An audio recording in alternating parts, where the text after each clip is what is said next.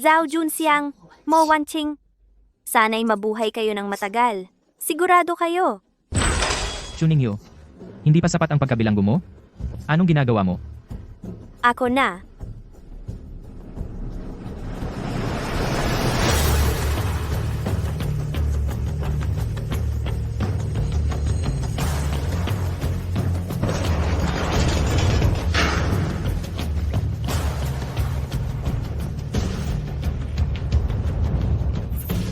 Ay, kahit na noon siya ay ang pinakamagandang dalaga sa Yunjo. Ngayon, pagkalaya niya, wala na siyang pag-asa. Mamamatay. Bakit? Zhao Junxiang, ang bagong mayaman sa Yunjo. Hindi mo kilala? 4 na taon na ang nakalipas. Si Chuningyo, ang Somaira ng kanang hita niya. Galit na galit siya sa Chuningyo. Ang nobya niya, Mo Wanqing, ay nagpahayag ng matinding galit. Sinabi niya na hindi niya kakayanin ang Chuningyo. Mo, yun ba ang napakamakapangyarihan sa Yuncheng, dominanteng pamilyang Mo? Oo, Mo Wanqing ang pinuno ng pamilyang Mo. Pinsan ni Mo Chenxiao. May chismis na brutal ang pamamaraan ni Mo Chenxiao, lalo na sa pagtatanggol sa kapamilya. Kaya kapag lumabas si Chuningyo, talagang wala siyang pag-asa.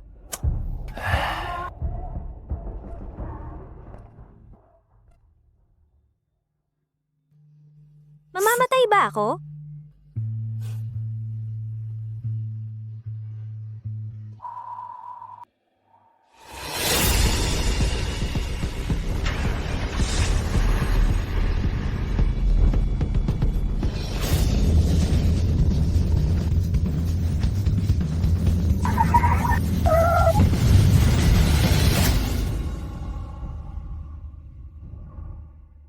Ginoong mo, narito na siya.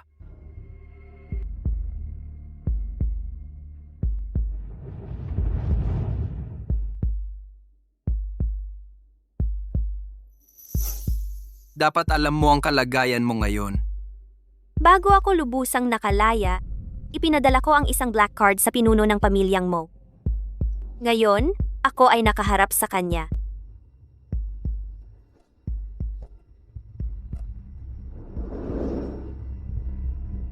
Hindi ka natatakot?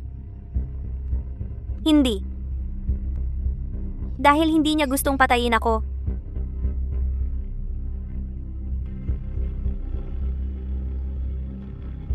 Ang gusto niya.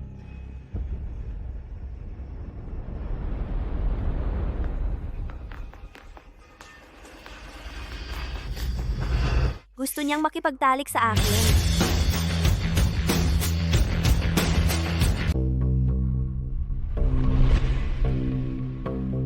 Ang tao ay magbabayad sa kanilang pagiging mayabang. 4 na taon na ang nakalipas. Ibinigay mo sa akin ang keycard ng hotel.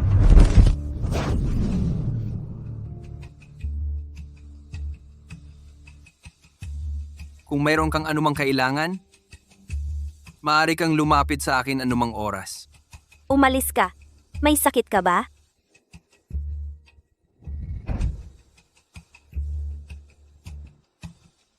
Pero 4 na taon na ang nakalipas. Dice, sinabi mo sa akin na umalis.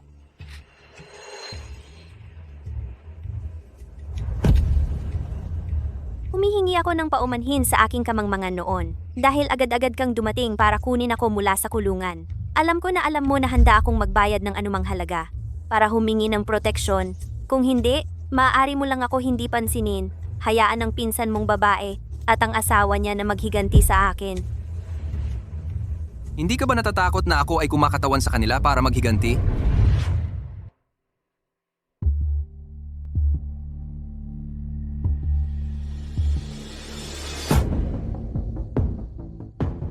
Dahil sa Zhao Junxiang, hindi siya karapat-dapat. Kahit siya ay ang nobyo ng pinsan mong babae, noon, siya rin ang nobyo ko. Ang lahat ng ari-arian ng pamilya Chu ay na-transfer na sa inyo. Palabas na ang anak ko. Ang huling hakbang. Tumalon. Papa, hindi, Papa, Tatalon ka o hindi? Papa, hindi pwede. Siya, Hindi. ako ang tatalon. Papa. pa?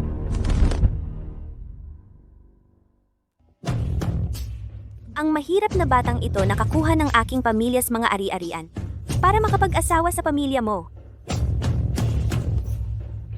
Ang taong ganito na walang ginawa para sa kayamanan, pumasok sa pamilya mo, paano ka magiging kampante mo siya? At ako, gusto maging isang kutsilyo sa iyong kamay. Gamitin mo ako.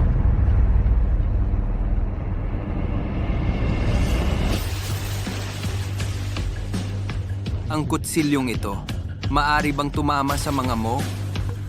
Halimbawa, Mo Wanqing. Dahil noong nabali mo ang binti ni Zhao Zhongxiang at nakulong, sinira niya ang mukha mo. Hindi ko sasabihin kung saan nakakubli ang sirang binti ni Zhongxiang. Sinira ko ang bagay na pinagmamalaki mo.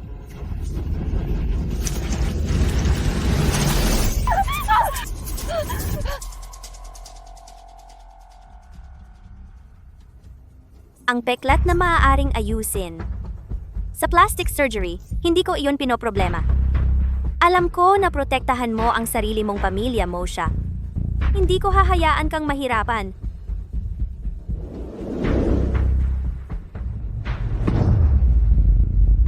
Akala mo, sa mukha mo na ngayon, maaari kang makaakit sa akin? Mosha, nakita mo na ang lahat ng magagandang babae. At ako, ang hindi mo makukuha, Hayaan mo akong makita ang kapital mo para humingi ng paumanhin sa mga bagay noon.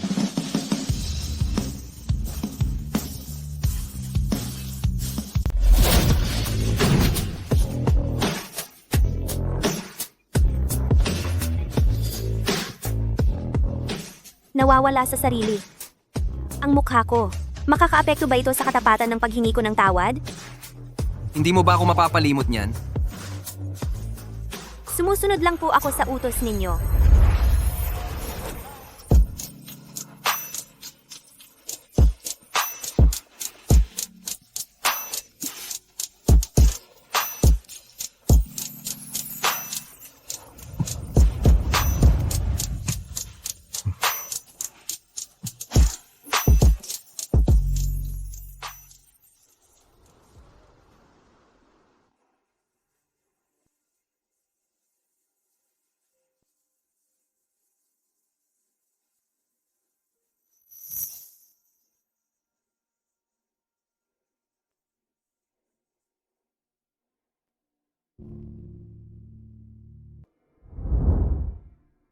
Hindi makikialam sa buhay ni Jimo. Hindi magdudulot ng abala kay Jimo. Maaga pa lang. Ito na ang sinusulat mo. Hinihingi ko ang iyong proteksyon. Ngayong may kasulatan na, mga patakaran sa kontrata. Mas magiging kampante ka? Dagdagan natin ng 2 kondisyon. Una, bibigyan kita ng 500,000 piso bawat buwan para sa mga damit at gamit. Pangalawa, huwag mong sasaktan ang sinuman sa pamilya mo. Kung hindi, ibibigay ko ang buhay ko.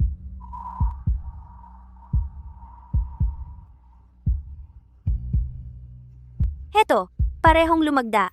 Opisyal nang magsisimula ang ating pakikipagtulungan.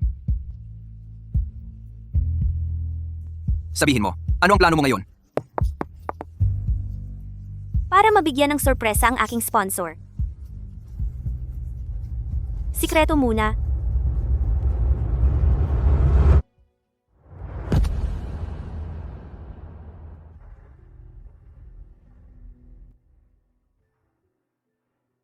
Aray, nasira ang mukha. Para sa isang napakagandang babae. Walang duda, isang matinding sakit iyon.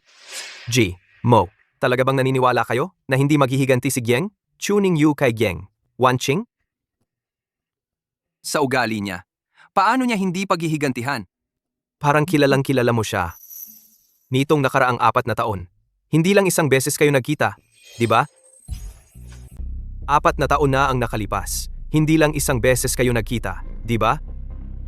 Hindi. Isang beses lang. Pero bago ko siya binigyan ng black card, Nakita ko ang isang nakakagulat na eksena. Patay na ang tatay ko. Ikaw na lang ang natitira para sa akin ngayon. Mahal na mahal kita. Pwede bang wag kang umalis magpakailanman? Napakatanga ng babaeng nabubulag sa pag-ibig. Pwede akong hindi umalis. Pero bilang iyong nobyo sa mahabang panahon, hindi pa tayo nagkakaroon ng sumama ka sa akin sa hotel. Dapat mong sundin ang lahat ng gusto ko.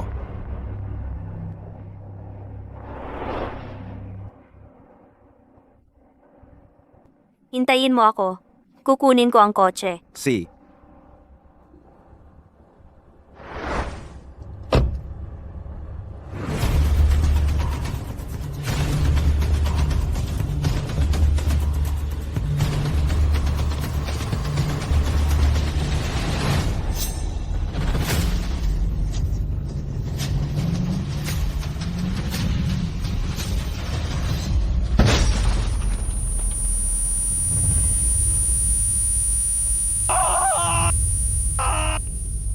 Ang binti ko.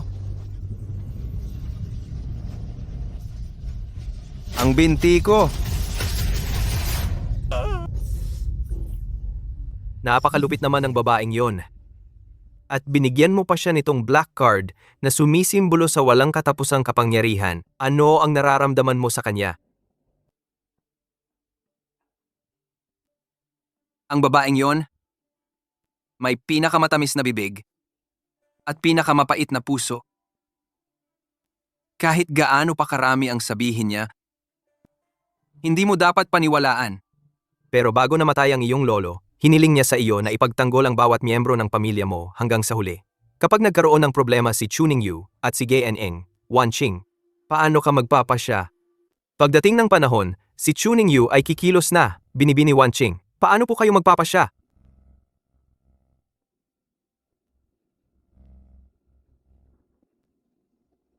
Mga bagay na walang saysay. Sunugin ito. Ano po ang sinabi ninyo?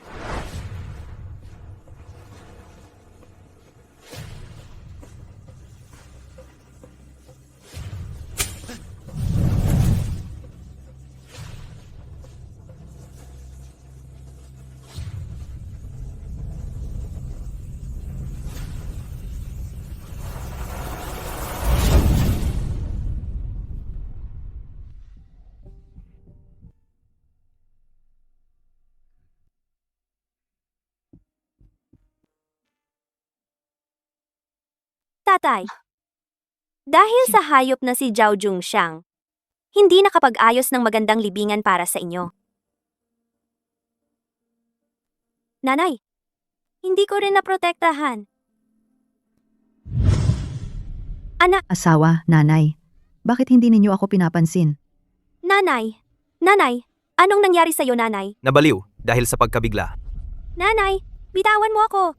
Nanay. Tatay? 4 na taon nang nawawala si nanay. Ang iyong kaluluwa sa langit, sana'y protektahan mo ako. Maagang mahanap si nanay. Patnubayan mo rin ako. Magtagumpay sa paghihiganti.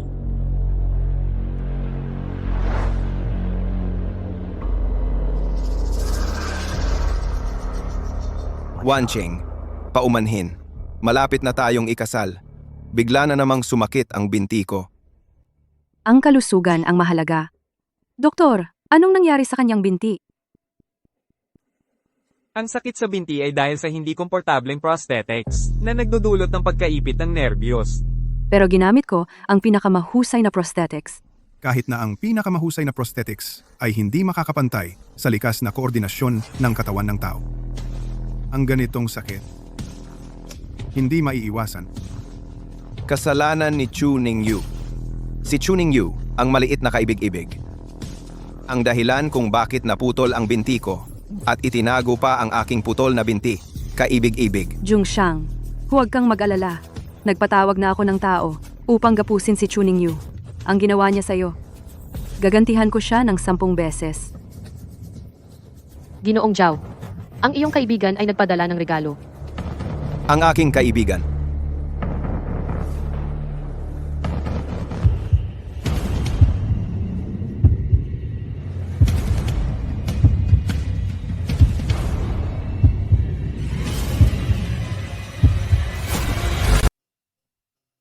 Ang binti na pinag-iisipan mo. Bakit mo itinapon? Ito ang binti ko. Oo, pagkalabas ko. Agad-agad kong dinala ito para sa'yo, para ikabit. Doktor, bumalik ang binti ko. Pwedeng mag-opera ako. Ikabit mo agad. Doktor, kumalma ka. 4 na taon na putol ang binti mo. Kahit gamit ang pinaka-advanced na teknolohiya, hindi na ito maikakabit. Anong sinasabi mo? Zhao Zhongxiang. Ang pakiramdam ng maging pilay habang buhay. Kamusta? Chu Ningyu. Binungi mo ang binti ko. Sinira mo ang buhay ko. Papatayin kita. Ang binti mo. Nakatago sa likod ng libingan ng tatay ko. Pinatungkod ko ito ng 4 na taon. Masaya ba? Babae ako ni Mo Chen Xiao. Hahampas mo ako? Ano? Sabihin mo ulit. Sinasabi ko, Miss Wanqing. Talagang magpapakasal ka sa pilay? Sa basura na hindi ko gusto. Ikaw, Miss Wanqing. Lu, bakit nandito ka? Talaga bang siya ang... Ang bagay ni amo mo. Hindi ko na dapat ipaliwanag. Miss Chu, tara na.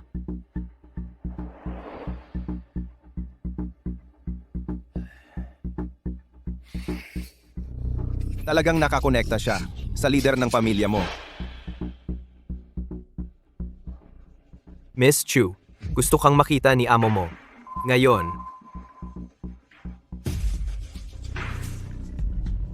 Hayaan mo akong pumunta sa isang lugar muna.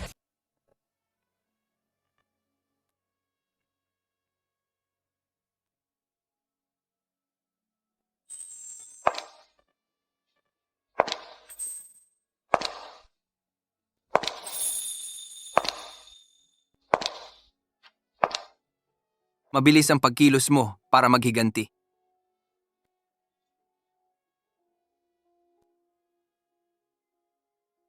Dahil gusto kong malaman ng pinsan mo. Ang kapangitan ni Zhao Jun siyang agad-agad.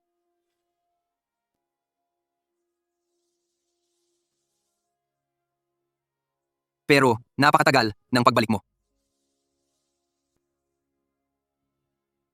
Dahil ang pagpapasaya sa ginoong mo. Ang pinakamalaking tungkulin ko. Paano mo ako mapapasaya?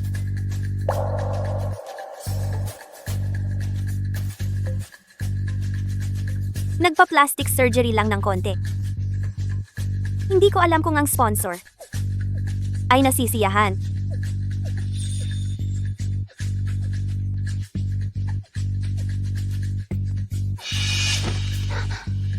Ganito lang ako madaling pakiusapan?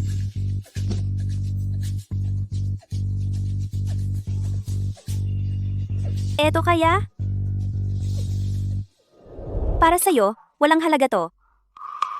Pero para sa akin, ito ang pinakamagandang bagay na maibibigay ko. Binigyan kita ng credit card. Ito ang pera na pinaghirapan ko sa trabaho sa kulungan. Nasa kulungan ka? Nagkano ang kinita mo? 3,600 piso. Ang bracelet na to?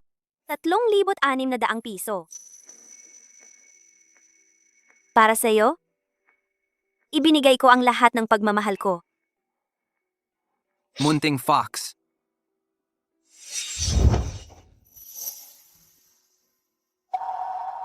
Sa unang paglabas ko, ibinunyag ko agad na ako ang kabit mo.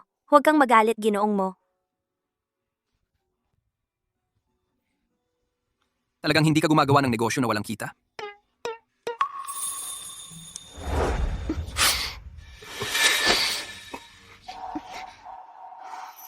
Nakagulo sa kasiyahan ko. Umalis ka na. Mabuti naman. Pagod na pagod ako ngayong araw. Makapagpahinga ako ng konti.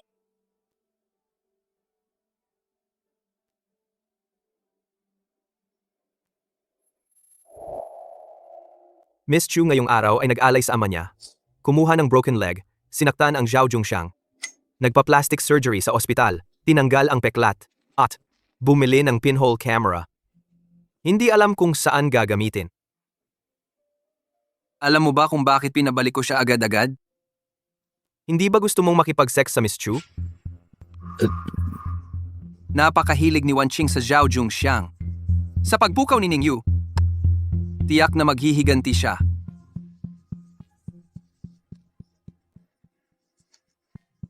At ang tusong Fox ay matagal nang naghanda ng sunod-sunod na plano. Chuning Yu. Jun Xiang, huwag, dahil sa Chuning Yu ang babae na yon. Kahit wala kang isang paa, mahal ko pa rin kita. Wanqing, mabuti kang tao sa akin. Pero Chuning Yu kung talagang nakipag-ugnayan siya sa kuya mo. Ang kalagayan natin. Huwag kang mag-alala. May paraan ako para sa kuya ko. Patayin siya. Paano? Ang kuya ko, pinoprotektahan niya ang kapamilya niya. Kung mapapagawa ko sa Chuning Yu, nasaktan ako. Pwede na.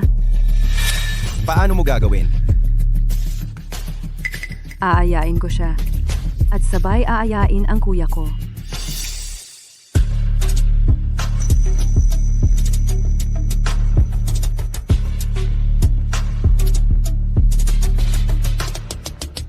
Nahuli ang isda.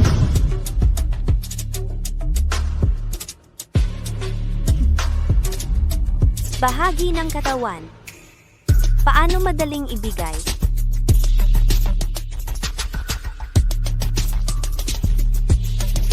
Zhao Junxiang. Ikaw, taong makasarili. Dadala mo yon sa bahay at itatago, di ba?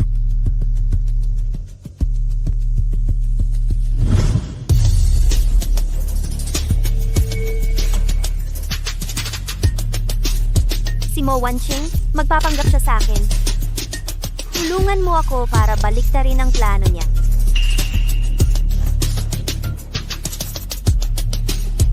Ang target ngayon, si Zhao Junxiang o Wanqing? O kaya, pareho.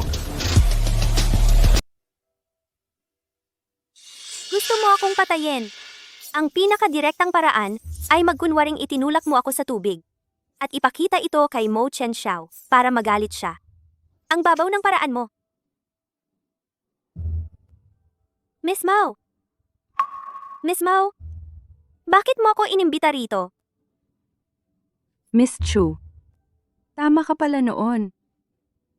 Si Jung Xiang ay isang lumpo. Hindi ko dapat pakasalan siya. Humihingi ako ng paumanhin sa mga nasaktan ko sa iyo noon.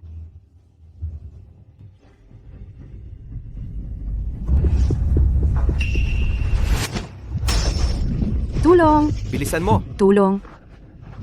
Tulong! Sagipin mo ako. Sagipin mo ako.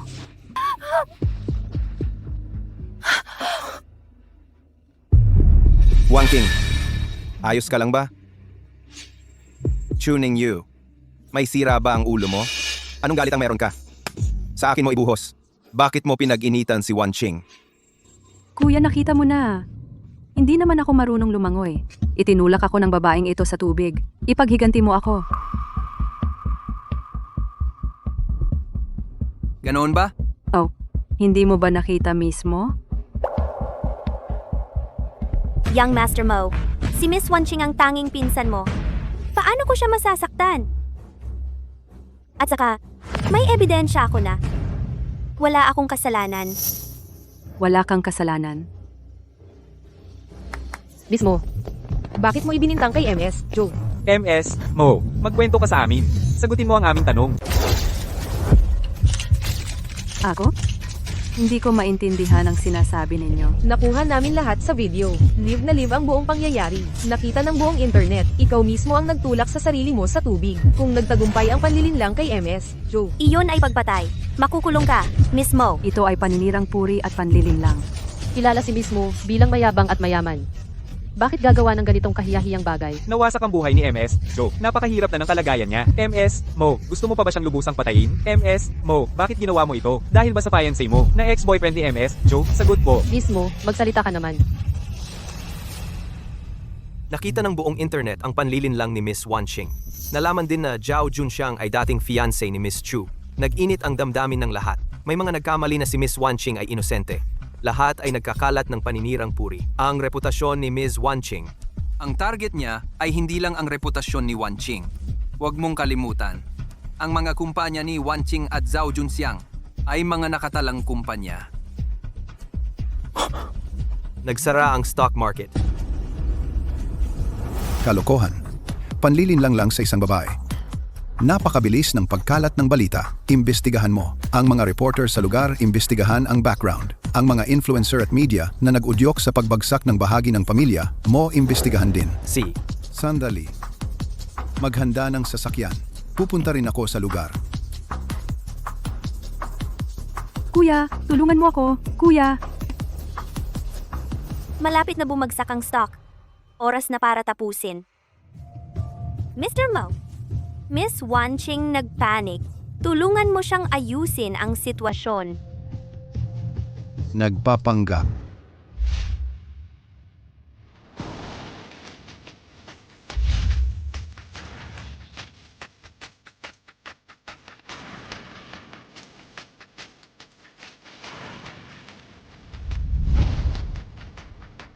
Tito, bakit po kayo nandito? Cheng Xiao? Noong ika'y napili mula sa mga elite ng pamilya at naging pinuno, malaki ang naitulong ko.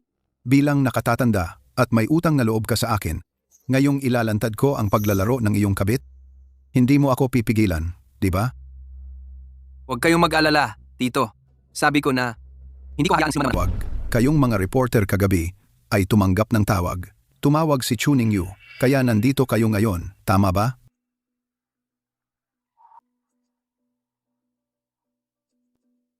Kaya ang mga reporter, ikaw ang nagpaalam ng maaga? Paano ko sila maipapaalam ng maaga? Para saan? Para bang may panghuhula ako na malalaman kung isasangkot ako? Siyempre, kaya mo. Chuning Yu. Dahil sa binti kong ito nabali, naglagay ka ng hidden camera. Ayos ka talaga. Ang lakas ng loob mong dayain ako. Kung alam mo ng maaga, bakit mo ako itinago sa dilim? Para maging makatotohanan ang pag-arte at mailantad silang lahat. Chuning Yu. Hindi lang ako ang sisirain mo, pati si Wanqing isasangkot mo. Linisin ang lugar. Talagang bagsak na si Chuning Yu ngayon.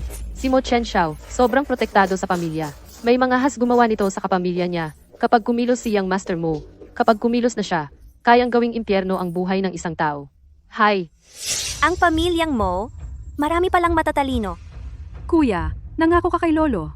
Kapag may naapi sa pamilyang Mo, tutulungan mo silang ayusin ito. Tama ba? Tama. Kahit na siya ay isang kabit, tutulungan mo pa rin siyang maghigante. Tama ba? Si Young Master Mo, pagkatapos makuha, ay tinalikuran na si Miss Chu. Kuya, tulungan mo akong maghiganti ngayon. Chen Xiao, ang pagkakamali ng iyong kabit, dapat nga ikaw ang humawak.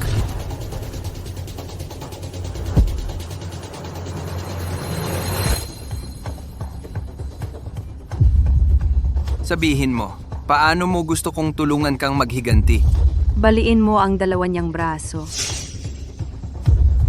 Mukhang sa puso niya, hindi talaga pwedeng galawin ng pamilyang Mo.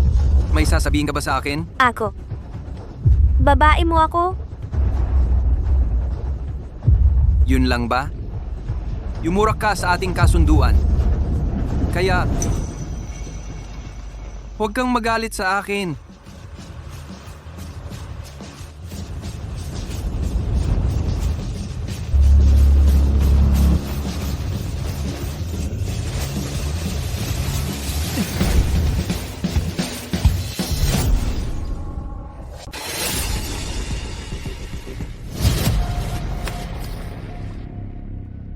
Aray, ang binti ko. Ang binti ko? Ang binti ko. Kuya, ang sabi ko, siya ang kalabanin mo. Bakit mo sinaktan si Junxiang? Nababaliw ka ba? Chen Xiao, nakalimutan mo na ba ang sinabi mo kanina? Hindi ko nakalimutan. Dahil sa cellphone ng babaeng ito, may nakatagong plano pa. Talagang karapat-dapat kang maging pinuno ng pamilya mo. Napakatalas ng iyong pagmamasid. Kuya, kung gusto mo siyang ipagtanggol, hindi ko siya palalampasin. Sige, gawin niyo na. Sandali. Tumaas ang stock. Ano? Ang stock ko. Ay, Tumigil na sa pagtaas. Ang pagpapababa ng stock ng inyong kumpanya ay para matanggal ang mga bula. Pagkatapos, bibili ako ng malaking volume para maakit ang mas maraming sumusunod. Ganito magiging matatag ang pag-angat ng presyo para matulungan si Miss Mo na kumita ng malaki. ganyan kabait ang intensyon mo? Ako ang babae ni Young Master Mo. Paano ko lalabagin ang kanyang mga alituntunin para saktan ng pamilyang na buong puso niyang pinoprotektahan? Nagsisinungaling ka, Chuning Yu. Kung tunay kang tapat kay Young Master Mo, sabihin mo sa akin, bakit ang stock ko ay hindi bumalik sa dati?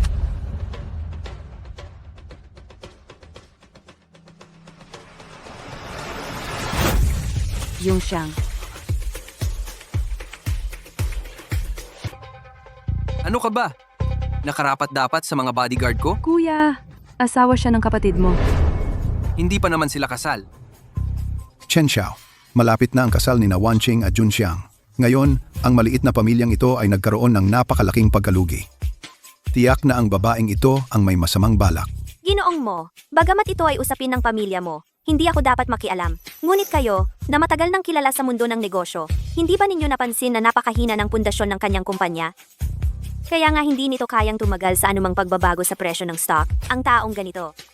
Paano makakasundo sa inyong anak na babae sa pag-aasawa? Ikaw.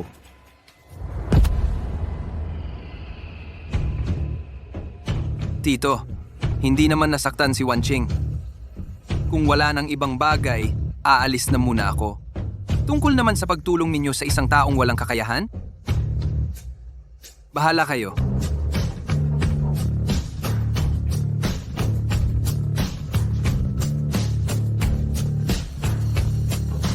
Ang iyong financial report, ipasa mo sa opisina ko bukas. Tay,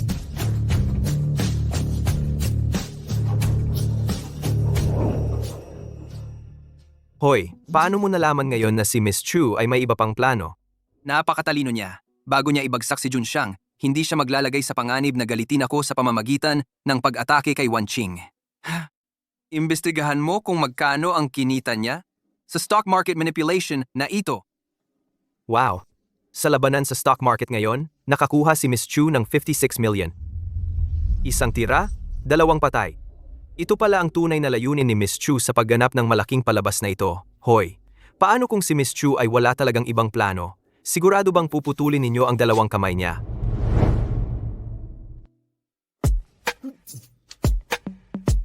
Ang dami mong salita.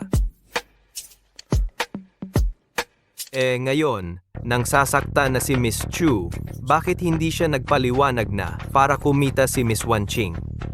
At hindi siya umiwas? Sinadya niya yon. Hindi ako umiwas dahil Sabihin mo. Gusto kong marinig ang totoo mula sa iyo.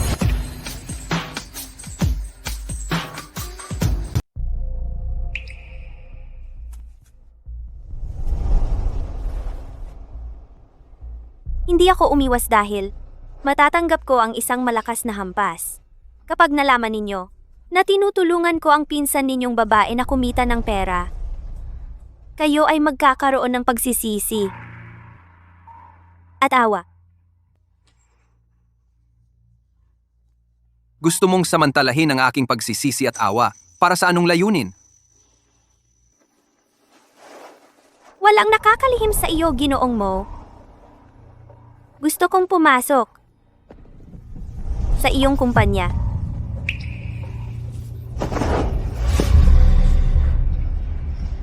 Hindi ba sapat ang perang ibinigay ko sa iyo? Pero mas gusto kong kumita ng pera para sa iyo.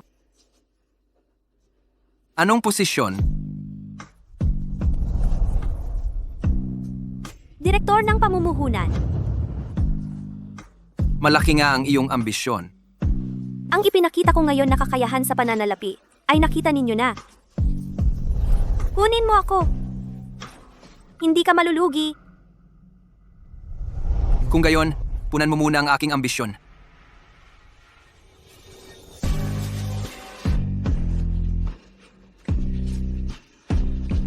Susunod na hakbang ay pumasok sa mundo ng negosyo at gawing bangkarote si Zhao Junxiang. Upang makamit ang layunin, handang masaktan. Sa iyong sarili, grabe pa rin ang pagiging mahigpit.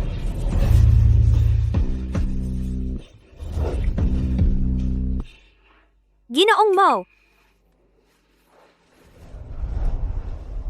Sa susunod, kapag nagplano ka laban sa iba, huwag mong isali ang iyong sarili.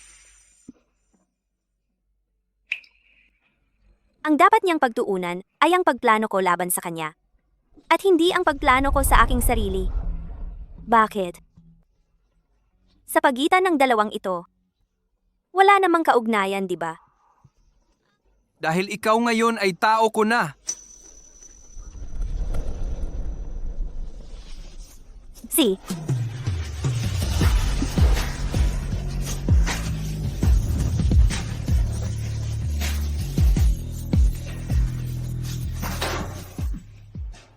Apat na taon na ang nakalipas, ang kumpanya ni Junxiang ay may net profit na 20 bilyon at ngayong taon, wala pang 1 bilyon. Ano ang ginagawa mo nitong mga nakaraang taon?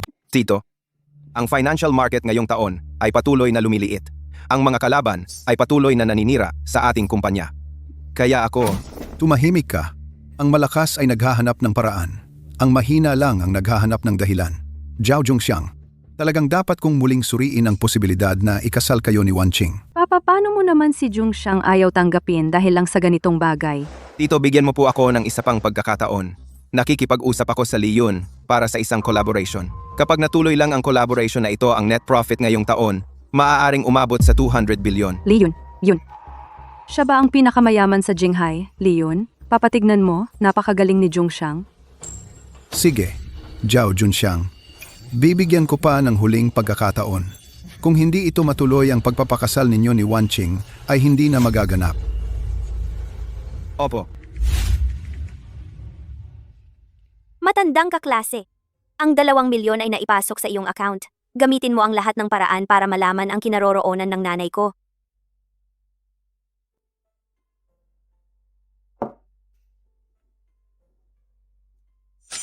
Ang susunod na partner ni Zhao Junxiang. Li Yun, pinakamayaman sa Jinghai, dambuhalang entidad sa finance. 35 taong gulang nanay lang ang natitirang kamag-anak. Naging malaki ang kumpanya ni Zhao Junxiang dahil ninakaw ang aking pamilya. Sa totoo lang, wala siyang talino sa negosyo. Kung gusto mong pigilan, ang collaboration na ito hindi naman mahirap. Ang kailangan ay makita ko si Li Yun. Kapag pumunta si Li Yun sa Yuncheng, ang tanging pagdiriwang nasasaluhan niya ay ang pagtitipon ng pamilya ni Mo. Imbestigahan mo, Zhao Junxiang, kung paano nakilala niya si Li Yun. Opo. Bukas, si Miss Wanqing para mas mapalapit kay Li Yun ay espesyal na inimbitahan siya sa pagtitipon ng pamilya ni Mo. Pupunta po ba kayo? Tiyak na gusto ni Ning Yu na hadlangan ang kanilang collaboration.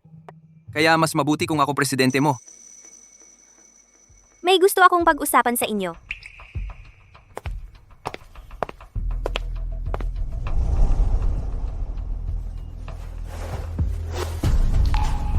Blankong tseke.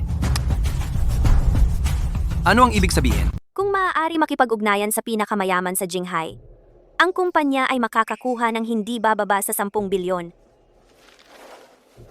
May kumpiyansa ka ba?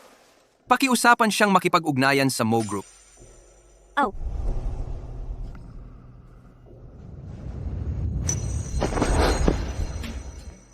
Sabihin mo, para makuha ng kumpanya ang 10 bilyon. Ano ang kondisyon?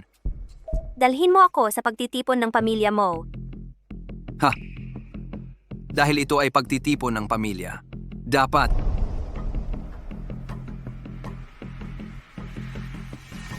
ang mga kasintahan ay hindi dapat sumipot. Kailangan mong magtiis, ginoong mo.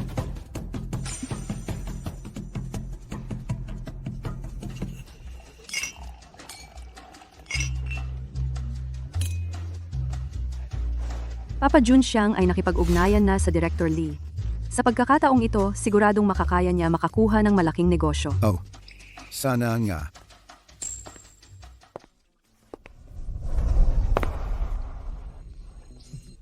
Tingnan mo. Wow, sino yan?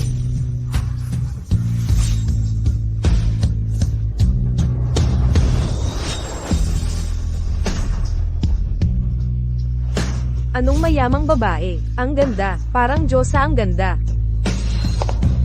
Alin sa mga binata ng pamilya mo? Ang bagong asawa. Bakit hindi ko siya nakita?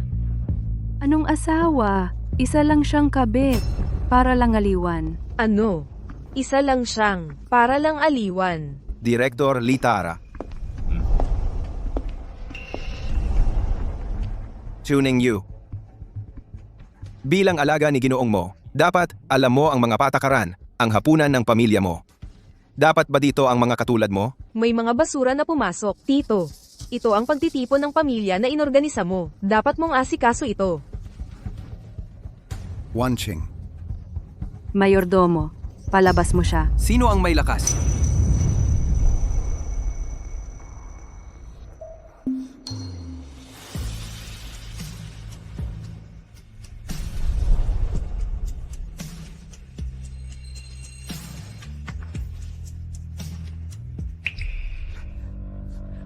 Kuya, paano makakapunta ang isang kabit sa pagtitipon ng pamilya? Tama nga, eksakto. Chen Xiao.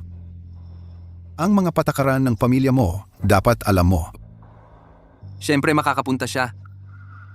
Dahil siya ang aking nobya. Ano? Babaeng nakakulong na. Paglalaruan mo lang, okay lang.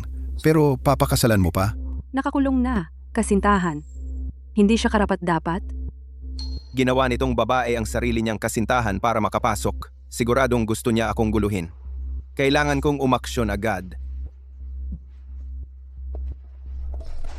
Director Lee, dito tayo mag-usap. Tio, iginagalang kita bilang nakatatanda. Pero kung babastusin mo si Ningyu, ayaw kong marinig yun ulit. Sana kayo, pati na kayong lahat, ay magpakita ng respeto sa kasintahan kong si Mo Chen Xiao. Maging magalang kayo. Hindi pagkakaintindihan lang yun. Oo. Hindi pagkakaintindihan lang. Hindi pagkakaintindihan lang lahat. Sige, kayo na magsaya. Tara na, ipakikilala kita sa pinakamayaman sa Jinghai. Dahil sa dami ng tumutol? Napilitan si Mr. Mo. Napansamantala akong ituring na kasintahan. Pagdating sa paggawa ng pera, hindi yan pagpapakumbaba.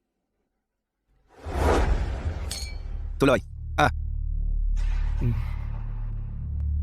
Kung gayon, Director Lee, Kami ni Director Lee, ang tagal nating hindi nagkita.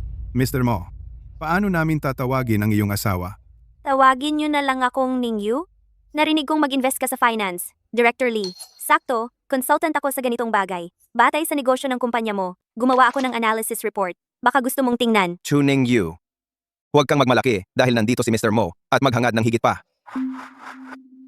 Ang taong may kakayahan, hindi natatakot sa kompetisyon. Sa tingin ko, tama si Miss Chu. Husay mo sa pamumuhunan. Tumpak at malalim ang report na ito. Maraming mata dito. Mas mabuting humanap tayo ng lugar para pag-usapan ito ng detalyado. Director Lee, ako ang nag-imbita sa'yo.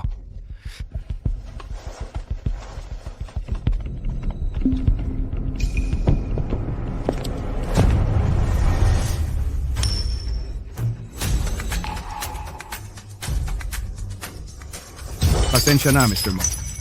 Mr. Mo, baka gusto mo munang magpalit ng damit. Ako muna at ang asawa mo ang mag-uusap. Si, babalik ako agad. Director Lee, dito po.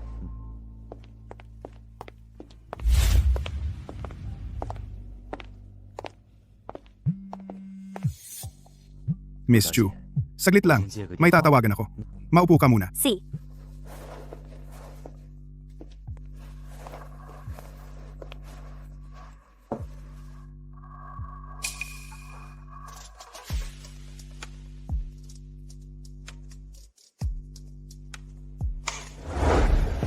Director Lee, ikaw.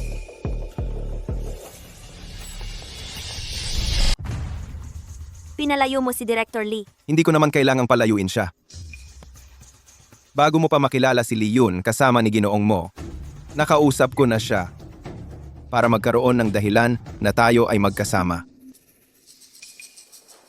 Naku, sigurado akong hindi mo maintindihan kung bakit siya masunurin sa akin. Hindi mo kailangang maintindihan yan. Basta alam mo na mamamatay ka ngayon. Baliin ninyo ang bawat buto niya.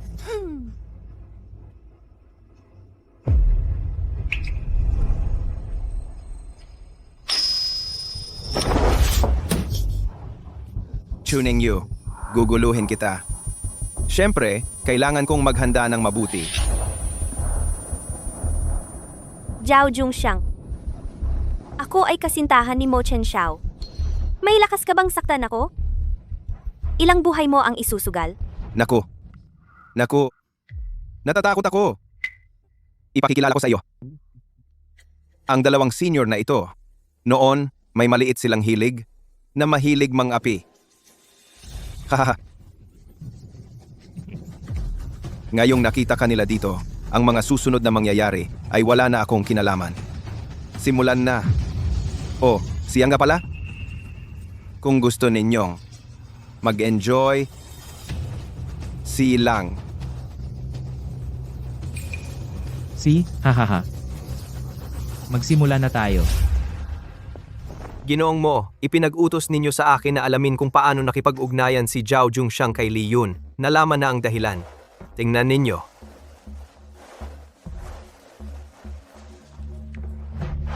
Ingat. Ito ba ay? Ina ni Lee Yun? Tama? Si Zhao Zhongxiang ay may utang na loob sa pamilya ni Lee Yun. Pero kung ang ugali ni Zhao Zhongxiang, paano siya makakapagligtas ng buhay? Hindi ko alam, pero ayon sa investigasyon, ang ina ni Lee Yun ay lubos na nagpapasalamat kay Zhao Zhongxiang. Paulit-ulit niyang inuutos na dapat bayaran ni Lee Yun ang utang na loob. Kaya ang pakikipagtulungang ito ay hindi talaga maaaring pag-usapan ni Lee Yun kay Ningyu. Kung gayon siya,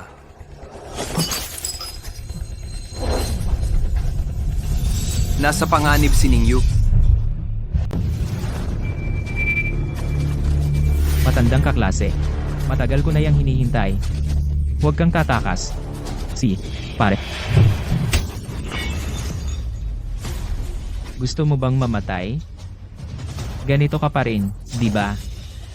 Mukhang gusto mo munang maghirap. Palabas ako. Kahit anong halaga, ibibigay ko. Pero gusto ko ay ikaw. Halika. Karapat dapat yan. Wanqing, darating na ang Mo Xiao. Pero di pa tapos sa loob.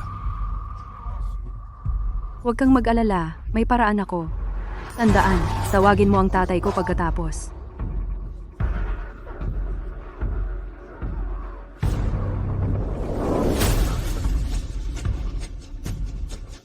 Mo Xiao, may problema. Wanqing, nasa peligro siya ngayon. Nasaan ang Chu Ningyu? Paano ko malalaman? Di ba sumama siya sa Lidong?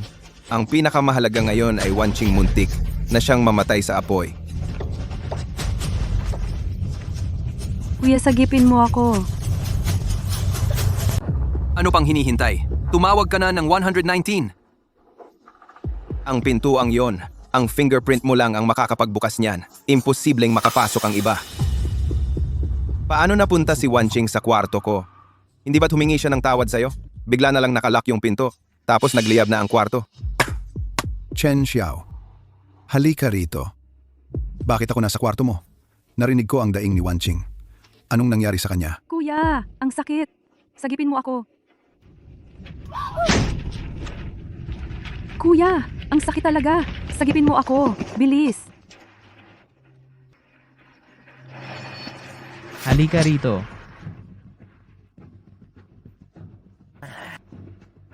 Ano na? Ngayon, ang tanging pag-asa mo, si Mo Chen-xiao, ay nasa labas ng pinto. Alam mo ba? Siya ngayon ay papunta para iligtas ang kapatid niya. Ni hindi nga niya binibigyang halaga ang buhay mo. Sa paningin niya, laruan ka lang. Hindi pa tapos ang paghihiganti. Kailangan kong makatakas. Ningyu, Hindi mo ililigtas si Wanqing. Anong gagawin mo? ililigtas ko si Ningyu. Nakalimutan mo na ba ang sumpa mo sa lolo mo? Lolo, nangangako ako. Pangangalagaan ko ng buong puso ang bawat miyembro ng pamilya nating Mo. Kapag sinalungat ko ito, mawalan sana ako ng lahat ng ari-arian at maging dukha.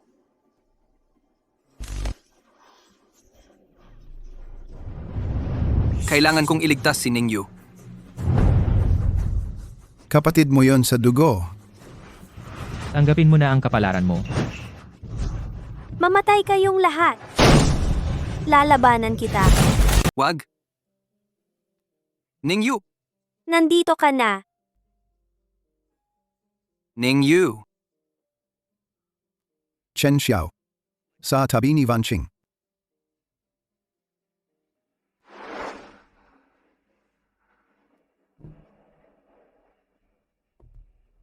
Gising ka na.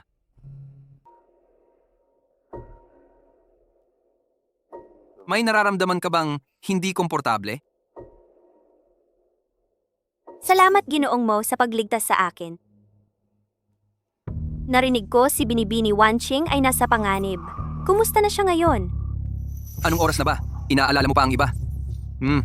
Unahin mo ang sarili mo. Pagkatapos pumasok sa kwarto, ano talaga ang nangyari?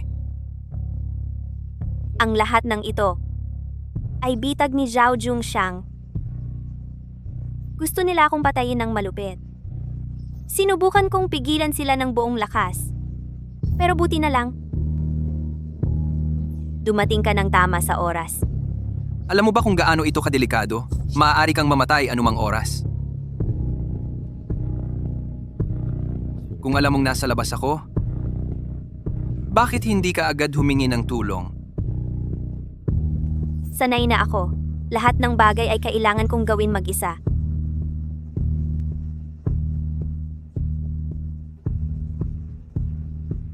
Maaari kang umasa sa akin. Umasa sa lalaki? Maging isang prinsesa na laging naghihintay na ililigtas? May utos ang patron. Susundin ko ito.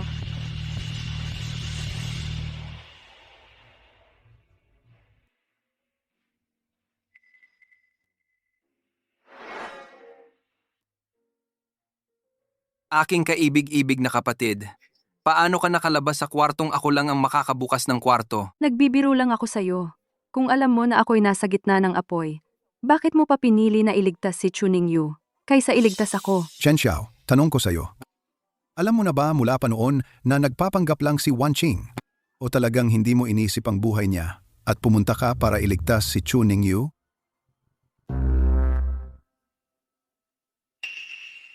Nasaan si Zhao Zhongxiang? Bakit mo na itanong yan? Wala siyang kinalaman dyan. Sige, ipagtanggol mo na lang siya.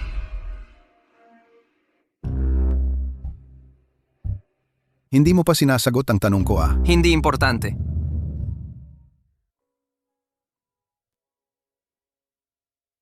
Dalawang linggo na. Sa wakas, tapos na. Ang plano na gibain si Zhao Zhongxiang, dapat na ituloy na.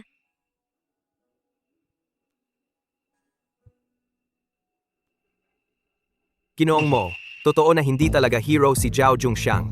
Siya ang nagbayad ng mga tao para magpanggap na sinagip ang ina ni Li Yun. Talaga nga? Nagtagumpay nga ang balak ni Ningyu na sirain ang partnership.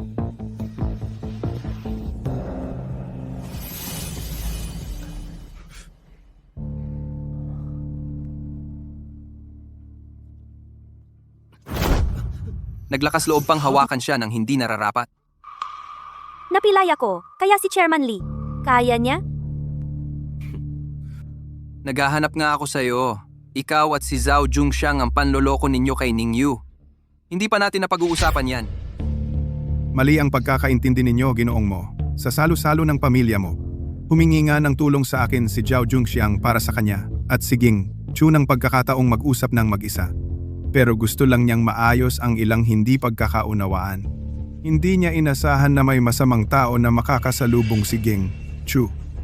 Ikaw at si Zhao Jungxiang pinagtatakpan ninyo ang isa't isa. Sa tingin mo, maniniwala ako? Ako, naniniwala ko. Ginoong Lee. Masakit ba ang kamay mo? Okay lang. Dahil naayos na ang hindi pagkakaunawaan, alis na muna ako. Hoy! Ginoong Lee! Nag-aatubili ka pa. Bago ka dumating, muntik na niyang sabihin kung bakit siya nagtiwala kay Zhao Junxiang. Kaya sinadya mong maipit ang paa mo? Para yakapin ka niya. Para bigyan ng pagkakataon ng lalaki na maawa sa'yo, para mapalapit kayo. Tuning you. Kapag may pakinabang ka lang ba? Gagamitin mo ang iyong ganda? Ginoong Mo, habang nagtutulungan tayo, hindi kita lolokohin. Pagtutulungan.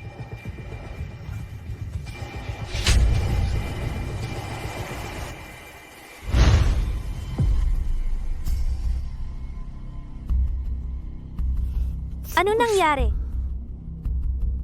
Hayaan na. Mag-iisip pa rin ako ng paraan para malaman kung bakit nagtitiwala si Liyun kay Zhao Junxiang. Ang dahilan kung bakit nagtitiwala si Liyun kay Zhao Junxiang. Hoy, matandang kaklase. Gusto kong ipacheck mo sa akin yung si Zhao Junxiang.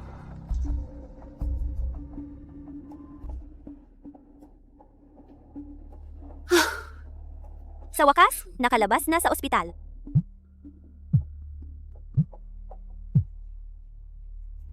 Kumusta? Sinagip ni Zhao Junxiang ang ina ni Li Yun mula sa pagtatangka. Ano? Sinagip ni Zhao Junxiang ang ina ni Leon mula sa pagtatangka. Imposible, hindi siya ganoon. Tama ang hula mo. Plano niya yun. May ebidensya ba? Video surveillance, saksi o kahit ano. May CCTV. Ipadala mo agad sa akin. Kinuha ni Mo Chen-xiao ang CCTV. Ngayon siya ay lalabas na sa ospital. Pinapunta ka para sundo siya. Bakit ka bumalik? Tinanggihan ako ni Miss Chu. Hindi siya naniniwala sa akin. Tinanggihan din niya ang mga tao ko. Talagang naging matigas ang pakpak niya.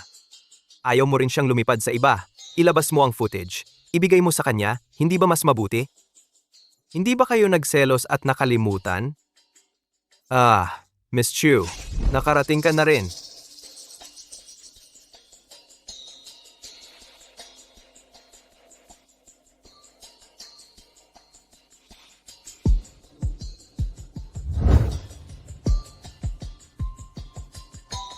Akala ko matagal na niyang hawak ang ebidensya. Kung ilalabas lang, mabibigo si Zhao Junxiang. Makakatulong din sa pamilya niya. Pero itinatago niya. Hindi ba naghihintay lang siya para humingi ako ng tulong? Ganito ang mga lalaki.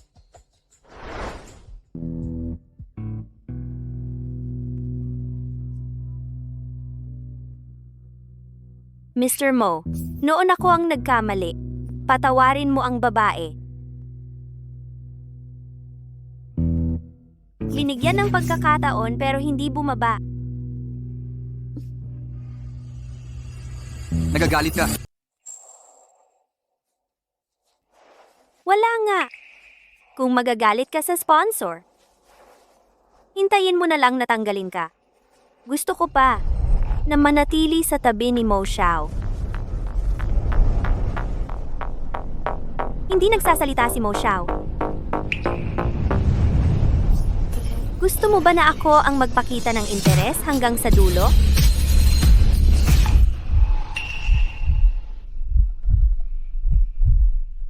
Hindi maganda ang mood mo. Hindi ako masamang tao.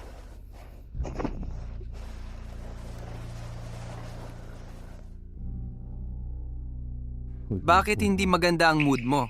Gusto kong malaman ang totoo. May video ka kung saan nagpapanggap si Zhao Zhongxiang.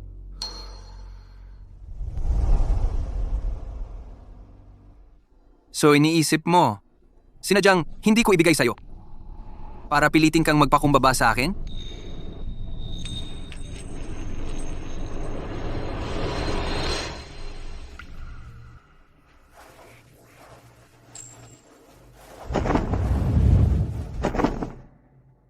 Lahat ng footage ay nasa loob.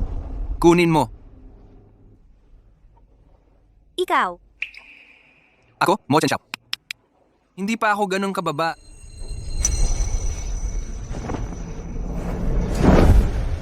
pasensya. Nagkamali ako sa'yo. Ako ang nagkamali. Talagang nagsusorry ako.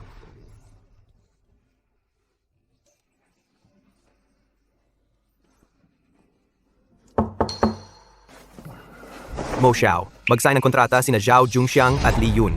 Ganon kabilis? Sumama ka sa akin.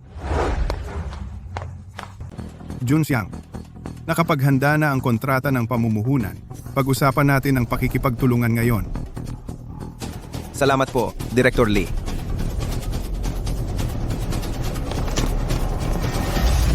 Kung magtagumpay ang pakikipagtulungan natin ngayon, lalong lalawak ang kapangyarihan ni Zhao Zhongxiang, mas mahirap siyang talunin.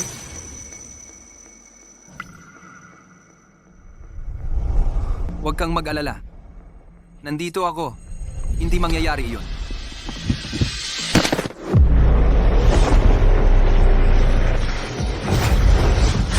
Pagkatapos kong pirmahan ang kontrata, makakaipon ako ng 200 bilyon. Chuning Yu, ano ang gagamitin mo para labanan ako? Sa pamamagitan lang ni Mo Chen Xiao, sa pamamagitan ng walang saysay na titulo ng fiancé, Hemp, Junxiang, pirmahan mo na. si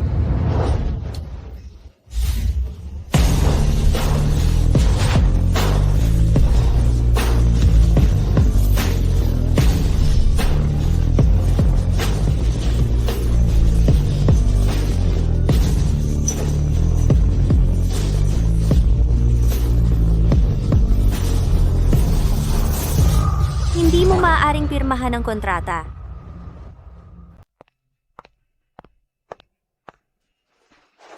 Chairman Lee, hindi mo dapat pagkatiwalaan ang taong ito. ano ang gusto ninyong gawin?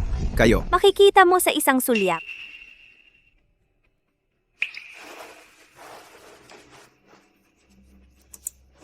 Chairman Lee, tingnan ninyo.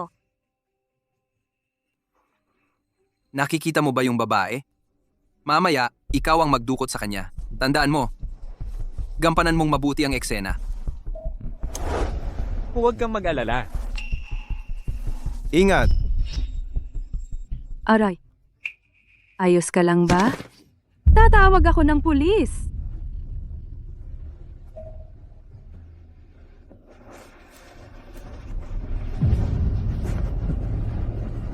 Tangang babae. ikaw talaga, Zhao Junxiang? Li, Chairman Li, peke lang ang video na yon. Akala mo ba tanga ako? Simula ngayon, ipagbabawal si Zhao Junxiang sa buong industriya. Pabagsakin agad siya. Chairman Li. Hoy! Chairman Li! Chairman Li.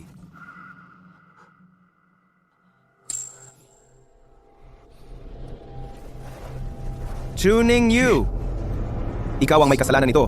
Papatayin kita.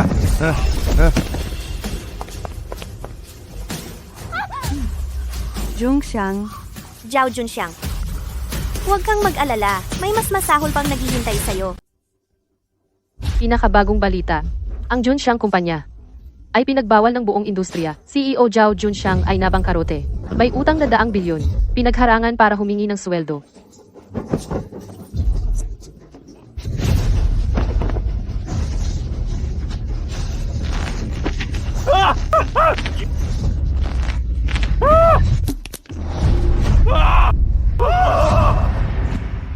Papa?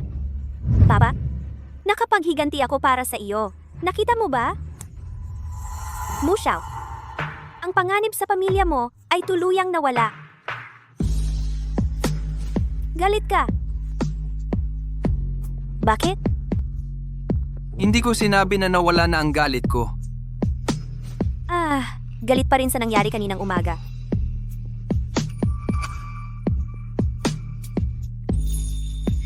Kaninang gabi, kinontak ako ni President Lee. Sabi niya, mag-sign ng kontrata sa Mo Group. Isipin mo na lang. Sa 100 bilyon na kita. Huwag mo na akong pag-isipan, okay? Chu Ningyu, plano mo bang habang buhay? Gumamit ng pera at ganda para maakit ako? Kapag naresolba ang Mo Wanqing, kung gusto mo akong maakit, wala ka ng halaga. Talaga? Hindi mo ba gusto? Hindi totoo ang sinasabi mo, pero dahil nakasalubong mo ako, hindi mo ako mapapalayo.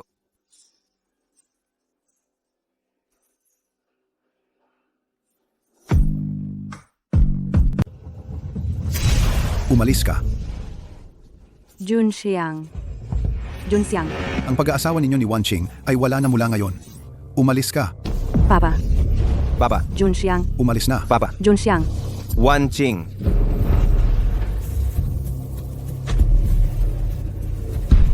Wala na. Wala na. Wala na ang lahat. Chu Ningyu. Ikaw na babae. Ikaw ang may kasalanan sa lahat ng ito. Papatayin kita.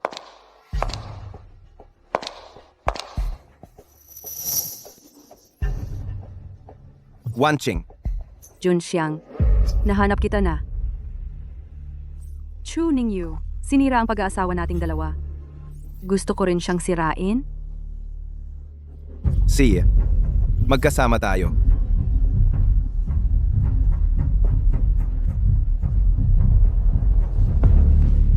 Dumating na ang dalawang kaaway. Magkasama na tayong magbayad.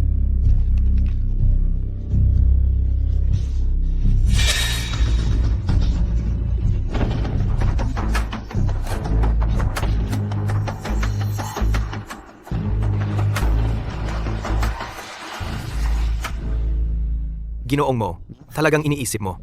Binibining Chu hindi na muling gaganti sa binibining Wanqing? Talagang gagawa siya. Hindi ka gagawa ng anuman? Ano? Dinukot ng binibining Wanqing ang binibining Chu.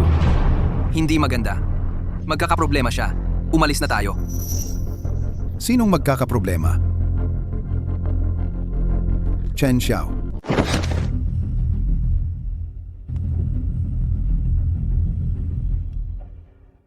Chu Ningyu. Ngayon, sa harap ng tatay mo, mamumuhay kang mas masahol pa sa patay. Junxiang. Anong gagawin mo? Hindi pa ako nakakaganti sa pagbalibag sa binti ko noon. Ngayon, sabay na tayong maghiganti. Hahanap ako ng pamalo. Bantayan mo siya.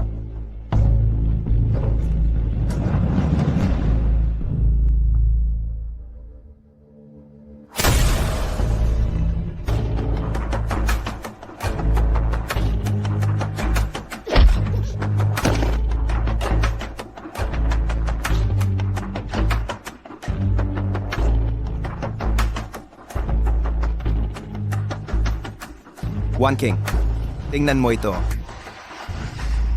May nananakit dito. Nasaan si Mo Wanqing?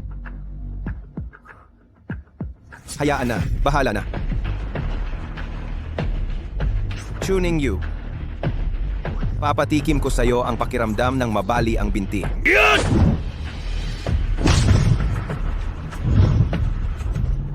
tumigil ka. Tapos na ang buhay ko. Ipagpapatuloy ko ang paghihiganti hanggang sa dulo. Zhao Junxiang, tumigil ka! Pulis!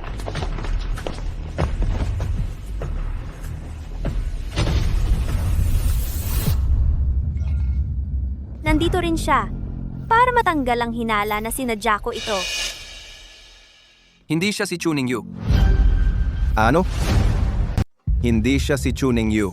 Sino siya? Wang King. Wang King. Nasaan si Chuning Yu? Chuning Yu. Lumabas ka. Ningyu. Ningyu. Tinong mo. Paano ako napunta rito? Naalala ko na. Nakita ko siya kanina. Binugbog niya si Gian. Wanqing. Ayos ka lang ba? Ayos lang. Umalis na tayo. Zhao Zhongxiang, ikaw ay sinasangkot sa paggawa ng sadyang pananakit. Ikaw ay arestado. Kapag nakulong ako, hindi na ako makakalabas. Isang pagkakataon na lang para maghiganti. Isang pagkakataon na lang. Umatras kayo. Umatras kayo. Zhao Junxiang, nakikilala mo ba kung sino ako? Dahil alam ko kung sino ka. Kaya ganito. Ano ang gusto mong gawin? Umatras kayo. Siya?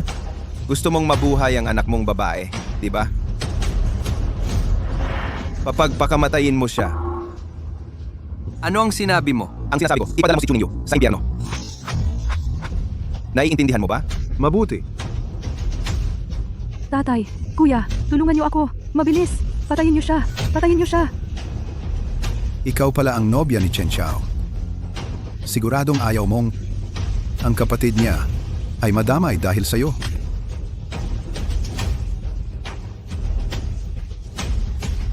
Kung tatanggi ako, talagang mawawalan ng buhay si Mo Wanqing. Hindi rin ako palalampasin ni Mo Heng. Sa oras na iyon, gagantihan din niya ako para sa kapatid niyang babae. Mas mabuti pang gawin ko ang tama. Magpapakamatay ako. Basta pakawalan mo si Mo Wanqing. Hindi, Ningyu. Mabuti. Wag.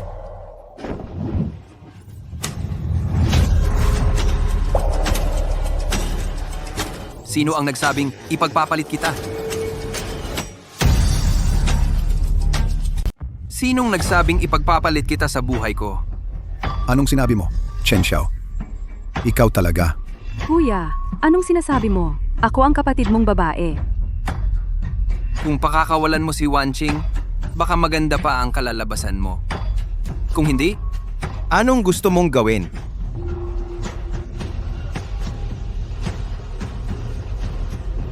Tio Chu, buhay ka pa pala?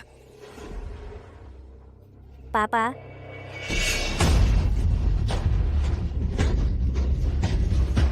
Bitawan mo ako. Chuning Yu. Sinadya mong ma-hostage ka sa akin, di ba? Chuning Yu. Hindi kita palalampasin. Umalis na tayo.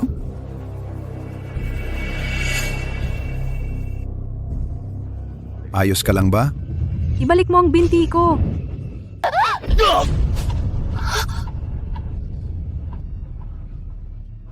Kuya,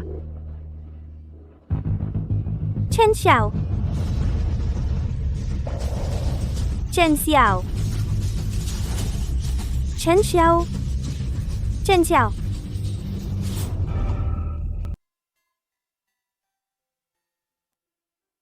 Pagkatapos mahuli ang Zhao Junxiang, wala na akong halaga sa kanya.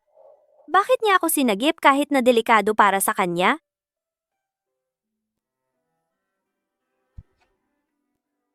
Doktor, Kamusta si Mosha? Ang pasyente ay may moderate concussion. Ligtas na siya, mga kalahating oras pa.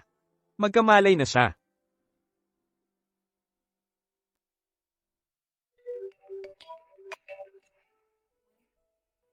nabili ko na ang bahay sa amin. Okay. Uuwi ako na.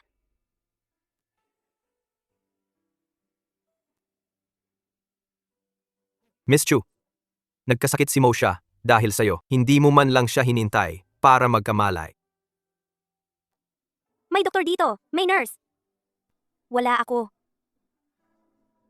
Ano ba ang problema? Hindi sila ang minamahal ni Moshe. Ano ba ang sinasabi mo? Noong 4 na taon, na-fall si Moshe sa'yo sa unang pagkikita, kaya sa unang pagkakataon na nakalaya ka. Agad-agad niya kang protektahan. Natatakot siyang baka saktan ka ni Miss Wanqing at Zhao Zhongxiang.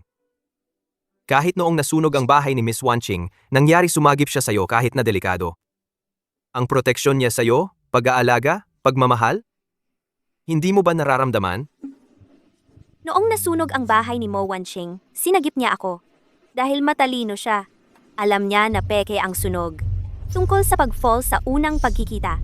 Ibig sabihin, sa unang pagkikita, binigay niya ang keycard ng hotel sa babae gusto niyang makasex. O ibig sabihin, kahit na may kapangyarihan siya, pinabayaan niya ako sa kulungan na saktan ng mga kamag-anak niya. At masira ang mukha ko. O ibig sabihin, pinabayaan niya ang nanay ko. Mawala. Kahit ang mahalin mo ako, mahalin mo rin ang aso ko, hindi niya ginawa. Pag-fall sa unang pagkikita. Napakamura naman ang pagmamahal niya. Dahil wala kang alam. Akala mo ba ito ay room card lang?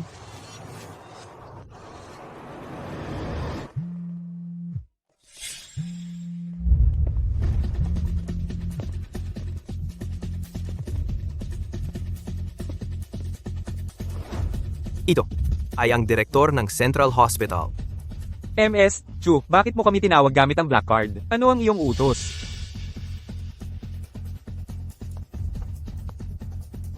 Ang tatlong ito ay ang mga financial magnate ng Yunqing, ang pinuno ng media empire, at ang godfather ng dark web. MS, Chu, ano ang iyong utos sa pagtawag gamit ang black card? Kaya, ang black card na ito, Ay kumakatawan sa pinakamataas na kapangyarihan. Kapag mayroon ito, sa Yunqing, ikaw ang maghahari.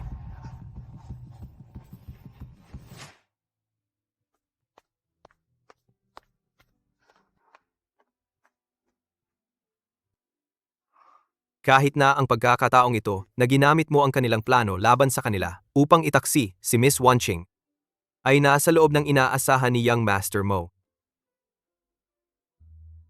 imposible. Paano niya magagawa? Nahayaang masaktan ang kanyang kapatid na babae. Ano ang imposible? Matagal ng kalaban ni Young Master Mo si Miss Wanqing. 4 na taon na ang nakalipas, itinaksi ka ni Miss Wanqing at ikinulong, at nahulog si Young Master Mo sa bangin. Hindi nakapagprotekta sa iyo sa oras. Nang siya ay mailigtas, agad siyang nagpadala ng tao upang protektahan ka sa bilangguan. Hindi mo ba napansin na tanging noong una kang makulong ka lang nagdusa, at pagkatapos ay ligtas ka na? Tungkol sa kung bakit nahulog si Young Master Mo sa bangin, ay dahil pinoprotektahan niya ang iyong ina. Ano ang sinasabi mo? 4 na taon na ang nakalipas. May isa pang grupo ang nag-agawan para sa ina mo. Matapos ang hirap, natagpuan ka ni G-Mo. Tita, isasama ko kayo para makita si Ningyu.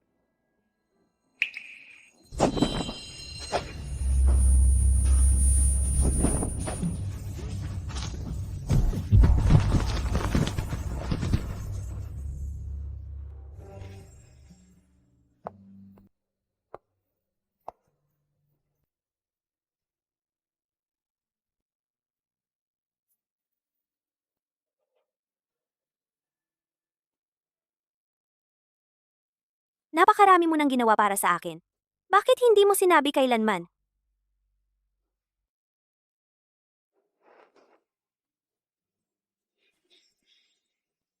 Kung may kailangan ka, maaari kang lumapit sa akin anumang oras. Masama ang pakiramdam mo. Hindi ako hayop.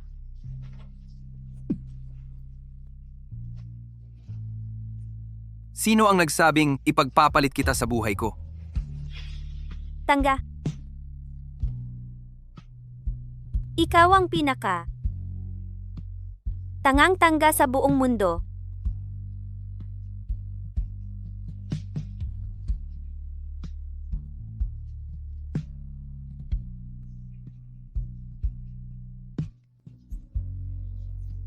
Ningyu,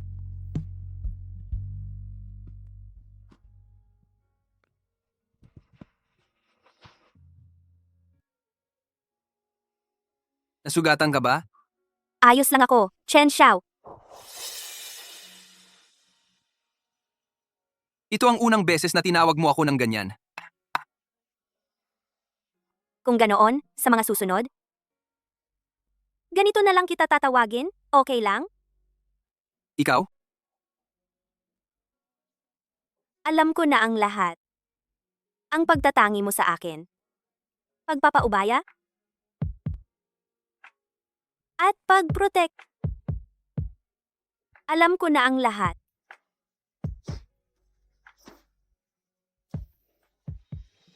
Chen Xiao. Sa totoo lang, ako. Chu Ningyu. Nabali ang binti ni Wan Qing. Hindi na siya tumakbo tulad ng dati. Gino, walang kinalaman sa Ningyu ang bagay na ito. Ningyu, umalis ka muna. Mag-usap po ako ng solo sa'yo.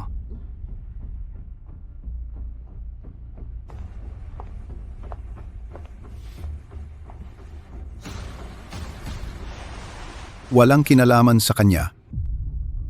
Alam mong ginamit niya ang plano para sa sarili? Pinapabayaan mo pa siyang saktan ang kapatid mo. Noong nakaraan, nasa bilangguan ang Ningyu. Nasira ang mukha. Binugbog. Muntik mamatay. Ang mga bagay na ito, lahat ay pinagawa ni Wanqing sa mga tao. Pinapabayaan ko ang paghihiganti ni Ningyu.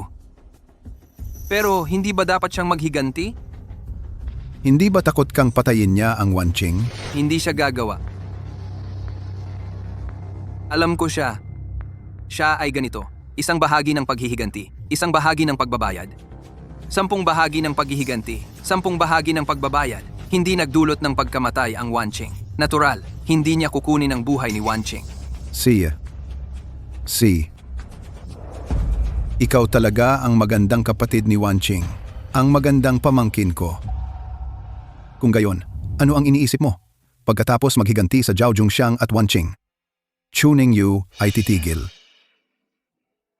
Sasabihin ko sa iyo, patuloy mong pinapabayaan. Ang apoy ng paghihiganti ni Chu Ningyu magdaraan sa ulo ng tatay mo. Maaari mong disregarda ang relasyon ng tito at pamangkin, relasyon ng kapatid. Maaari ba? Hindi mo ring disregarda ang relasyon ng ama at anak? Ano ang ibig mong sabihin? Ang paghihiganti ni Ningyu. Ano ang kinalaman sa tatay ko? Sa puso ng tatay mo may nakatira na puting liwanag. At ang puting liwanag na ito, ang ina ni Chu Ningyu. Ye Wangshu. Zhao Zhongxiang, isang ignoranteng piyesa. Ang tatay mo, pinapunta ang mga tao sa likod para utusan siya. Naging sanhi ng pagkasira ng pamilya ni Chu Ningyu at pagkamatay, at kinuha ang ina niya. Gamitin ko ang rosas na ito para magtapat ng nararamdaman kay Chen Xiao. Chen Xiao. Hindi pa gumagaling ang sugat mo. Saan ka pupunta sa ganitong oras? Zhao Zhongxiang ay isang mangmang na piyesa lamang. Ang tatay mo ang nag-utos sa kanya sa likod ng mga eksena na nagdulot ng pagkawasak ng pamilya ni Chu Ningyu. At pagkatapos ay inagaw ang kanyang ina. Hindi pwedeng malaman ito ni Ningyu. Kung hindi, siguradong maghihiganti siya sa tatay ko. Kahit na matalino siya. Pero walang awa ang tatay ko.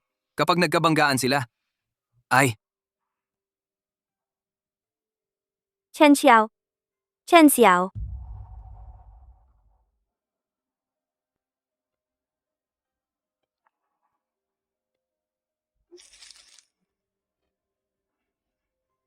may kailangan akong asikasuhin.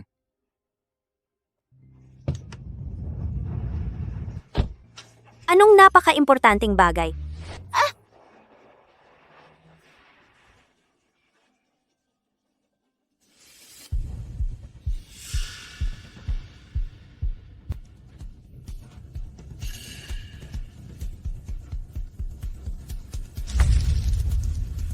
Ma?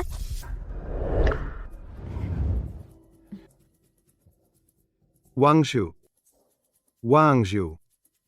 Masaya ka bang kasama ako? Ano ang masaya? Ang masaya ay noong 4 na taon na ang nakalilipas. Talagang ikaw ang nagpatawag para itulak ako sa bangin. At inagaw si Tita Ye.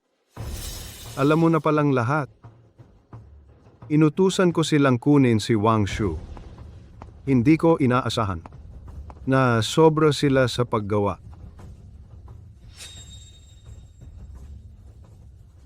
Kaya pala patuloy akong nagpapatawag ng investigasyon pero wala akong mahanap na impormasyon tungkol sa kalaban.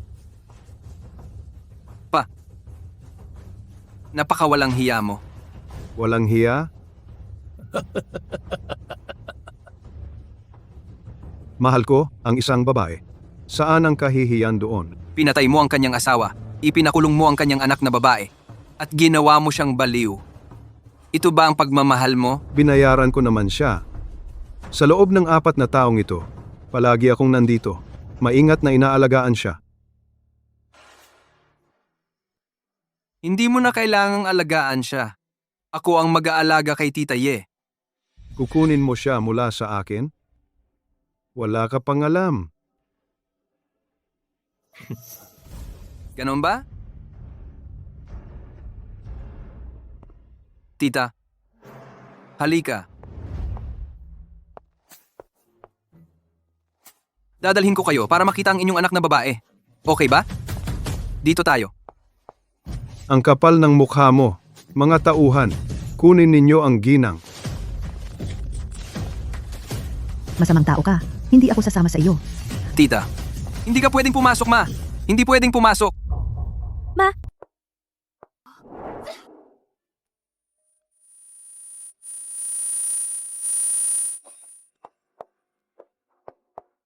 Anak mahal. Bakit hindi kayo nagpapansin sa akin? nanay. Nanay, anong nangyari sa iyo? Nanay?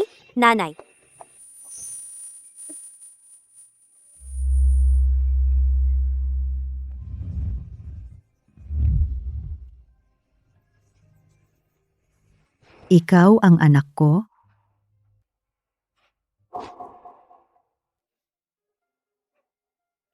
Ningyu.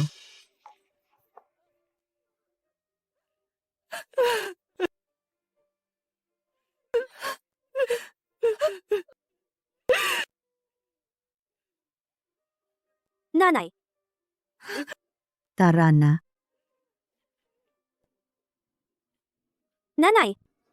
Nanay, uuwi tayo.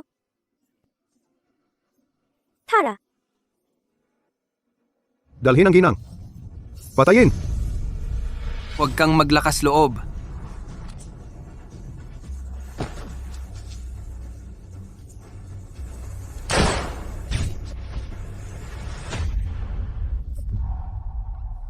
Wang Shu. Wang Shu.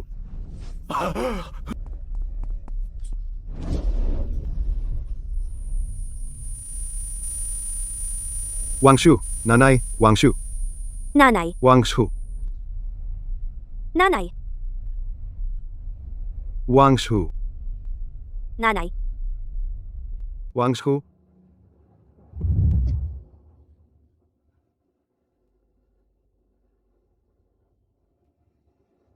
Anak? Naalala ko na lahat.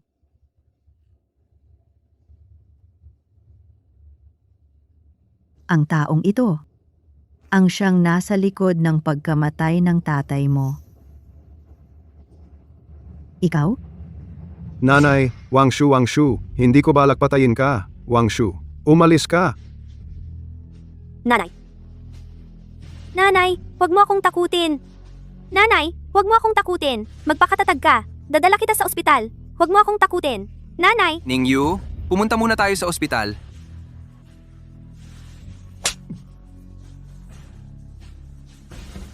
Manloloko. Alam mo na ang nanay ko ay nakakulong dito. Kaya't niloloko mo ako Hindi, bagong alam ko lang din. at ako. Naghanda pa para tumanggap ng pagmamahal ng anak ng kaaway. Ningyu ako.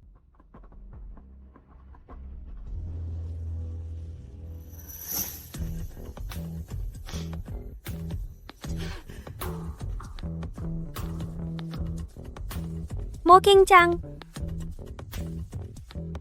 Gagawin ko. Mawasak ang pamilya mo. Magbayad ka sa dugo na inutang mo.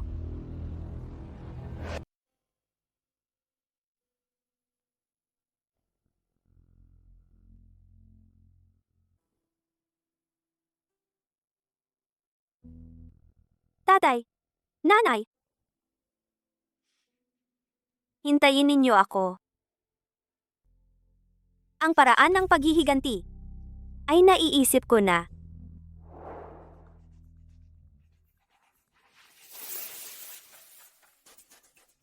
Matandang kaklase.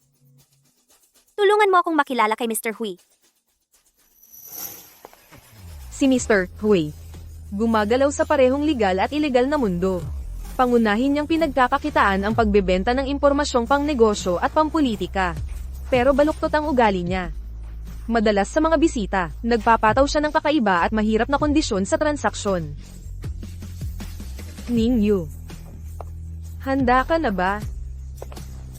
Gagawin ko ang lahat, kahit ano ang kapalit.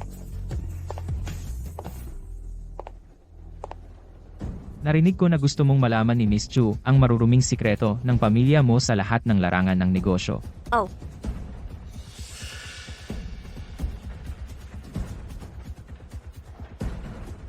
Ang ganda ng iyong collarbone. Hubarin mo ang iyong damit.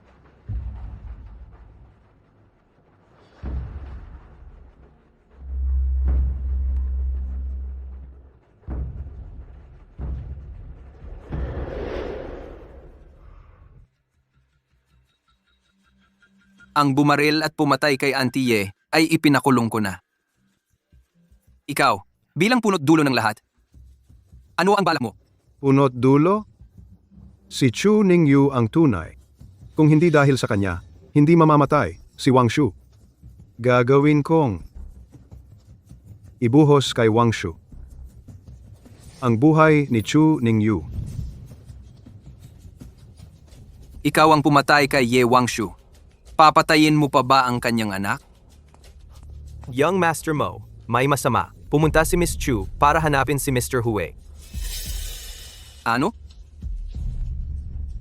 Bakit siya hahanap sa taong iyon?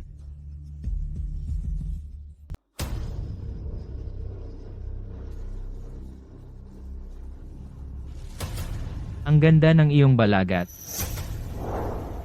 Sa mundong ito, walang dapat magkaroon ng collarbone na mas maganda kaysa sa akin. Wawasakin ko ito. Wasakin mo. Kailan ko makukuha ang impormasyon? Ngayon din.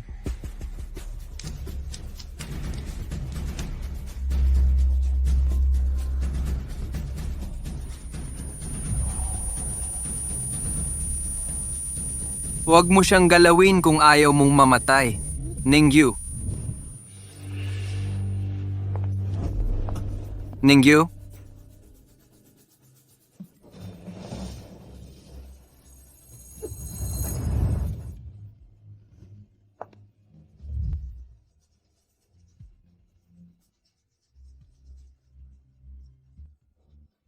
Nawasak ko na.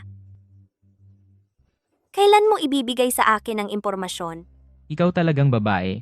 Ang tindi mo. Ang impormasyong kailangan mo. Ipapadala sa iyong telepono. Para hindi maagaw. Salamat.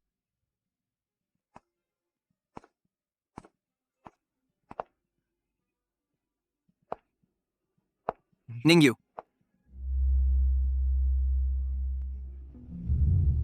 Ningyu. Ningyu.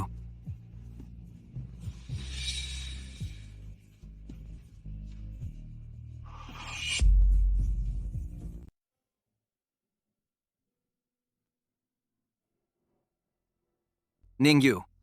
Nawala na ang anak natin. Ah. Anak nating dalawa yon.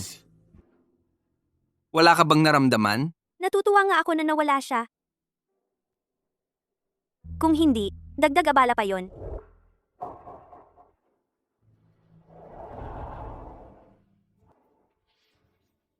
Kaya, hindi mo ba talaga naisip na ipagbuntis siya? Siyempre hindi. Akala mo ba na ang pagitan nating dalawa ay simpleng pagpatay sa tatay lang? Ang nanay ko, 9 na buwan akong buntis. Noong bata ako, mahina ang katawan ko. Madaling araw pa lang, ang nanay ko ay sumasakay na ng bisikleta papunta sa lungsod para humingi ng gamot para sa akin. Ang tatay ko, tumalon mula sa 33 palapag. Mo Chen Xiao. Ang tatay mo, ang pumatay sa pamilya ko. Akala mo ba na ipapanganak ko ang anak na ito at tatawagin niyang lolo? Ang pumatay sa lolo niya?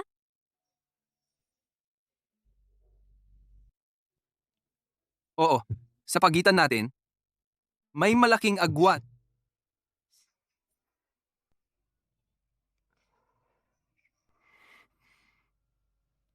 Pero, huwag kang maghiganti. Kaya noon, niloko mo ako. Para di ako maghiganti? Hindi kita niloko. Ako rin, nung nasa ospital, doon ko lang nalaman ng totoo. Kaya gusto kong madaliin na ilayo ang nanay mo.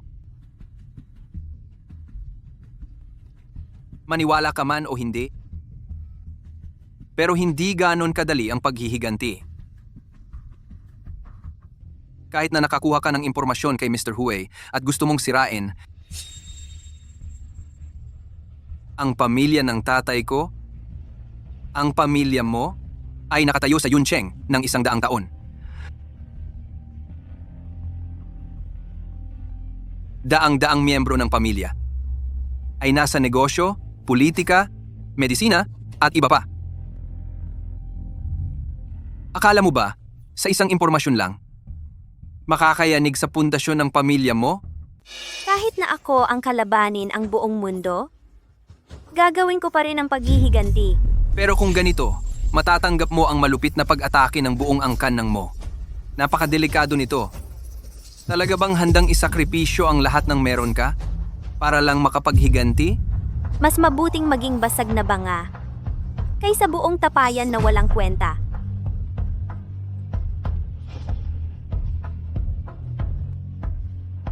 Teka.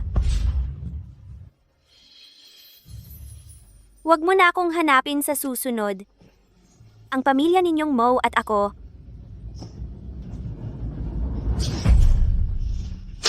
hindi magkakasundo hanggang sa kamatayan.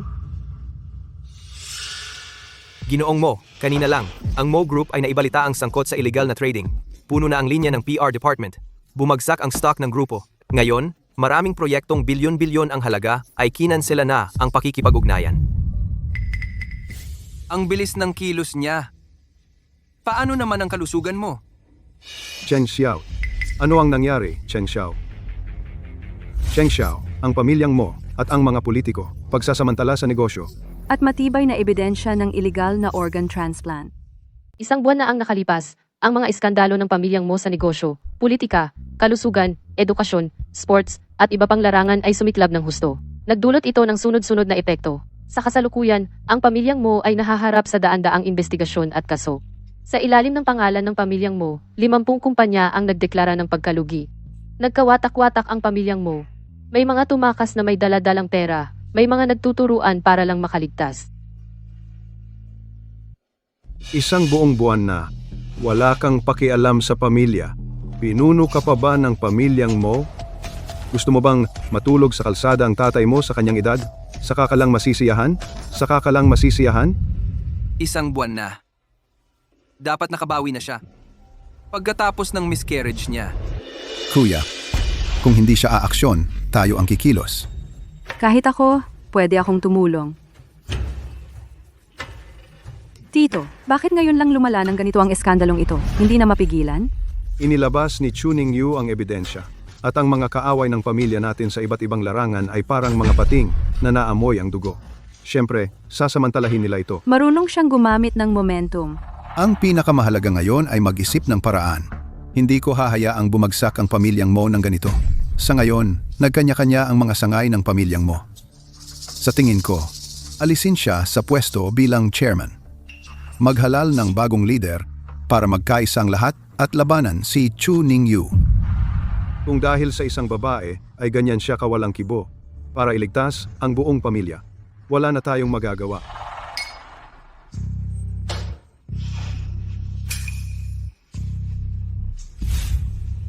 Hindi ko nakalimutan ang apelyido ko. Ako ang lulutas nito. Ang pamilya mo ay dapat makalampas sa krisis na ito. Una, linisin ang loob. I-report ang lahat ng kamag-anak na lumabag sa batas. Magtabi ng mga hangganan. Pangalawa, magbalik sa pamamagitan ng tunay na lakas. Sa pangunahing industriya, ilagay ang teknolohiyang nagbabago. Pangatlo, magbayad sala sa pamamagitan ng mga proyektong pampubliko. Baguhin ang imahe sa lipunan. Ningyu. Ang mga kalaban ng bawat pamilya ay nakipagkasundo na sa pamilya mo. Ang Mo Chingkang na ito, wala siyang naging kahit anong pinsala. Ningyu,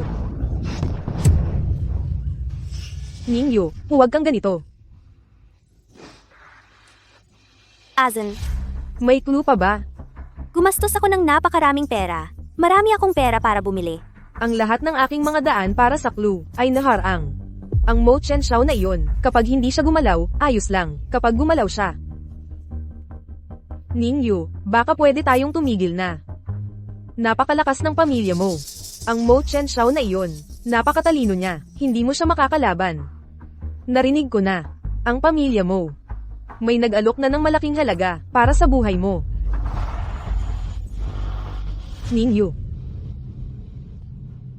Ningyu, kalmahan mo. Kahit ibuwis ko ang buhay ko, gaganti ako. Sige, maghiganti. Ang buhay ko. Ang buhay ko. Nakakita ako ng paraan.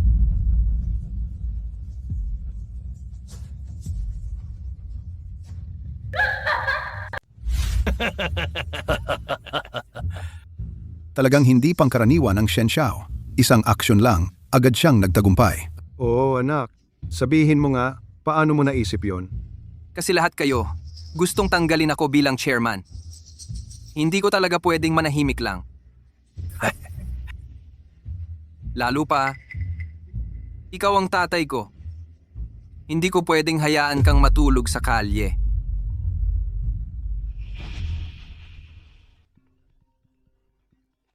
Sino yan? Mo King Chang. May mga bagay na iniwan ng mama ko. Mga bagay mula sa nakaraang dekada. Nakasulat ang pangalan mo. Talaga? Ang mga bagay na ito, tatanggapin mo ba? Siyempre tatanggapin. Sige, sa 3 araw, magkita tayo sa factory sa West Suburb. Ang dahilan lang kung bakit hinahanap ni Ningyu ang tatay ko ay isa lang. Uncle, hinahanap ka ni Chu Ningyu. Tiyak na may masamang balak siya. Akala mo ba? Kapag nakita ko siya, may magandang balak ako? Chu Ningyu, ikaw ang pumatay sa aking Wangshu. Ipapadala kita sa impyerno para magbayad. Binili ni Chu Ningyu ang mga pampasabog sa black market. Anong mga preparasyon ginawa ng tatay ko? Nag-prepare siya ng gas. Alam mo yon, karaniwan ng pagkamatay dahil sa gas.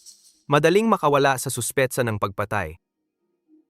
Ang 2 taong pinakamahal mo, parehong nagpasya na patayin ang isa't isa. Darating talaga ang araw na yan. Sa 3 araw, gawin mo ang ipinagawa ko sa'yo. Talagang gagawin mo yon?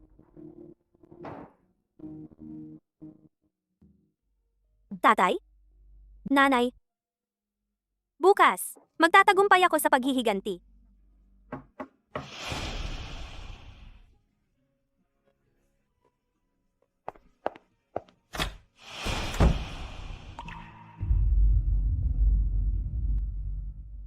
Anong ginagawa mo dito? Gusto kong magluto para sa'yo. Ikaw? May sakit ka ba? Umalis ka. Oh, may sakit ako sa utak.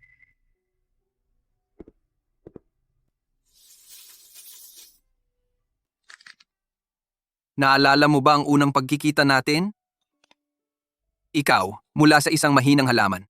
Nagiging matalas na espada ka agad. Noon pa lang, alam ko na. Ang babae na ito? Ang tadhana ko.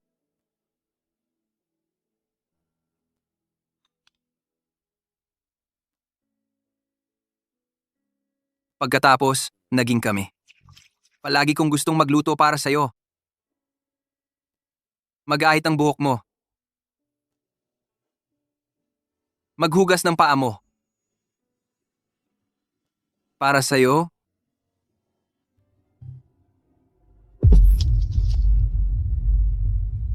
Tapos na ba ang malalim mong pagpapanggap? Ning Yu. Sana ganito ka lang palagi. Masigla at puno ng buhay. Ayokong marinig ang anak ng kalaban. Ang mga kasinungalingan ng isang manloloko. Umalis ka!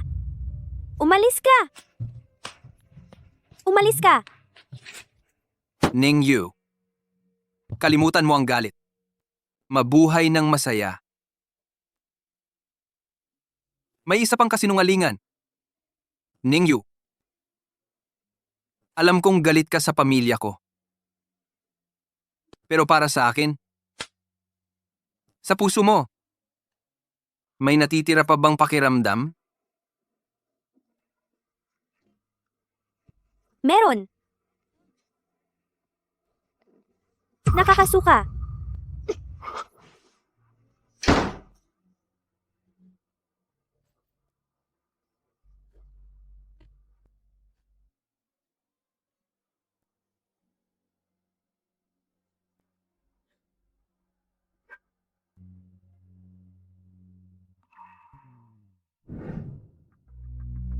Handa na lahat. Ginamit ang storage box bilang pagkukunwari. Walang pagkakamali.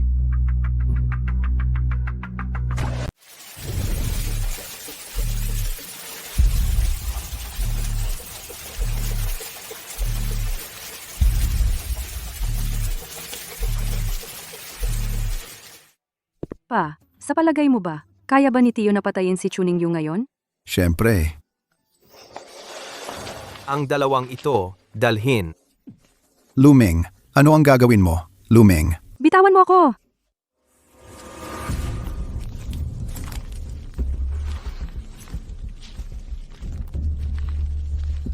Chu Ningyu, Nandito ako!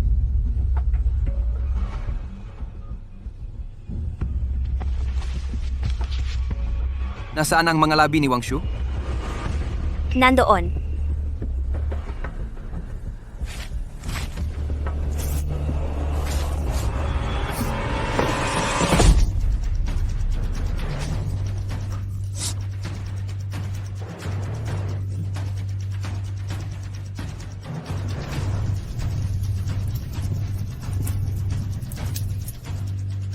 Mo King Chang, matagal ka nang dapat magbayad ng dugo sa dugo.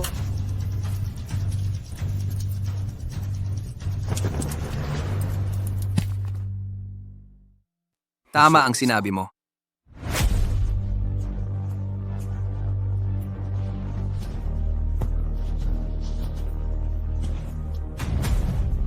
Mo Chen Xiao.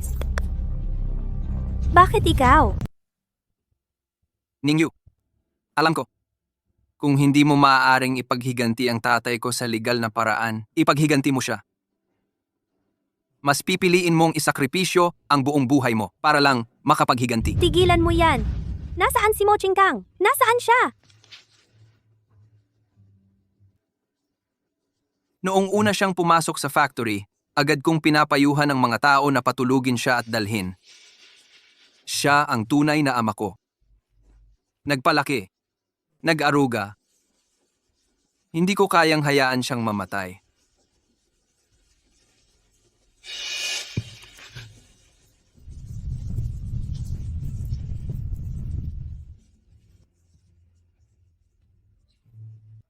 Wag! Nabaliw ka. Mamamatay ang tao. Ningyu. Ang dugo at pagmamahal sa pamilya ay hindi mo o ako kayang putulin. Naiintindihan ko. Ang sakit na nararamdaman mo sa pagkawala ng mga magulang mo. Kaya ang paghihiganti ay dapat talagang gawin. Hayaan mo akong mawala para ang taong gusto mong ipaghiganti ay makaranas ng parehong sakit na nararanasan mo. Wala ka sa kwento. Huwag mong gawin iyan. Ilapag mo yan. Sumunod ka. Okay. Ang mga bomba ngayon ay ako mismo ang nagpasindi. Wala ka sa kwento. Ikaw, dapat kang maging malinis at mamuhay ng malinis. Hindi dahil sa paghihiganti na dumihan ang mga kamay mo.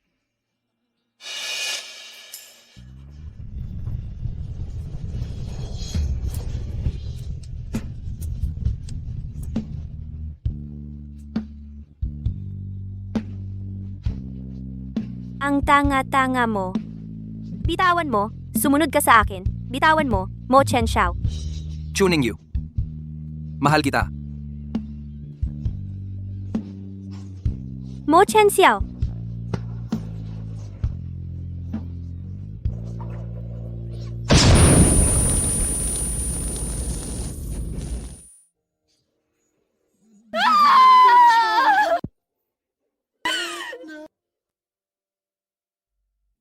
Wag.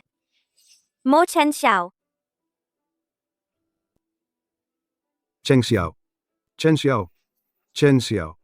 Anak, Nawala ng 1000cc ng dugo ang pasyente. Napunit ang spleen. Ikapitong antas ng pagkasunog. Doktor, dapat mo siyang iligtas. Doktor, dapat mo siyang iligtas. Doktor, ang pumasok ay ang anak ko. Ako ang ama niya. Pakiusap, iligtas mo siya.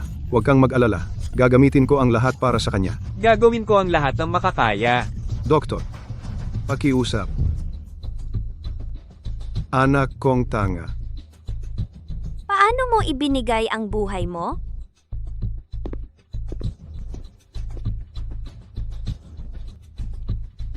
Ginoo. Ginoong Mo Heng. At binibining Wanching. Inutusan ako ni Ginoong Mo. Ipapadala sila sa ibang bansa. Sa buong buhay nila, hindi na sila makakabalik para makita ang binibining Chu. Sinabi ni Ginoong Mo, ikaw ang ama niya. Hindi niya labag ang pagiging mabuting anak para gumawa ng masama sa iyo. Pero wag mo rin mag-isip pa na gumanti sa binibining Chu. Dahil ang Mo Group ay bankrupt na. Binibining Chu ang magiging pinakamayaman sa Yuncheng. Ano ang sinasabi mo? Ang lahat ng ari-arian mo ay narito. Pakitingnan.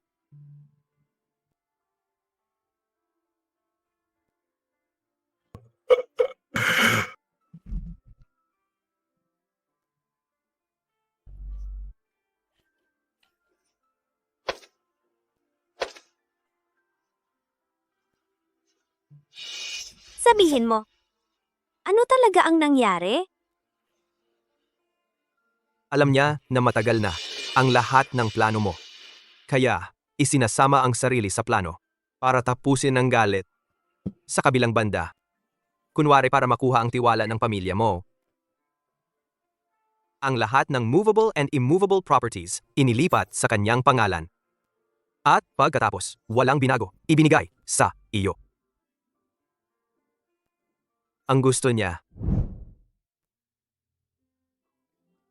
Gusto kong tulungan si Ningyu sa paghihiganti. Para ang pamilya ko. Wasak ang pamilya, patay ang mga tao. Utang na dugo. Bayaran ang dugo ng dugo.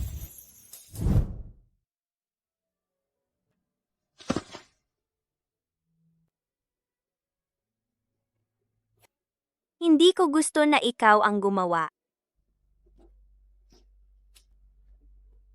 Magaling. Wasak ang pamilya. patay ang mga tao. Utang na dugo. Bayaran ng dugo. Ang dapat bayaran ng dugo ay ako. Doktor, Doktor! Kumusta ang anak ko? Ginawa na namin ang lahat ng makakaya namin. Pero grabe ang tama niya. Kung makakalampas siya, tadhana na lang ang bahala.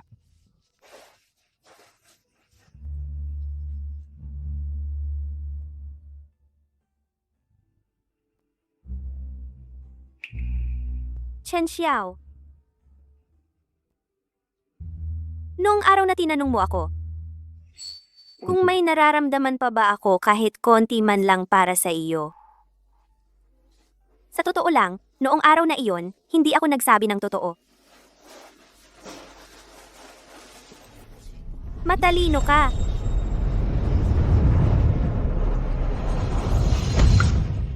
Walang inaalintana. Pigil.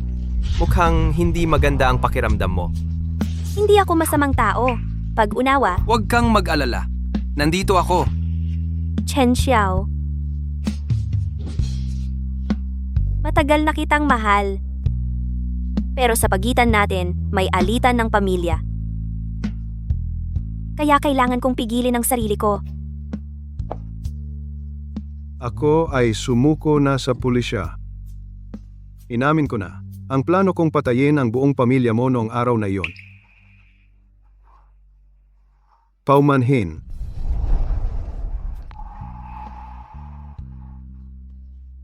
Sa buong buhay ko, hindi ako naniniwala sa tadhana, kaya ginawa ko ang gusto ko. Pero hindi ko inakala na ang mga kasalanang ito na ginawa ko ay ipapasan ng anak kong lalaki. Ang mga ito.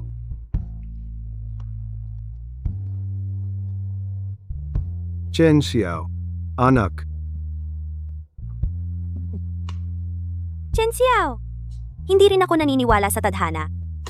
Naniniwala ako sa'yo? Mahal na mahal mo ako. Gising na, pakiusap. Para masabi ko sa iyo ang hindi ko natapos na pag-amin. Pakinggan mo ako, okay?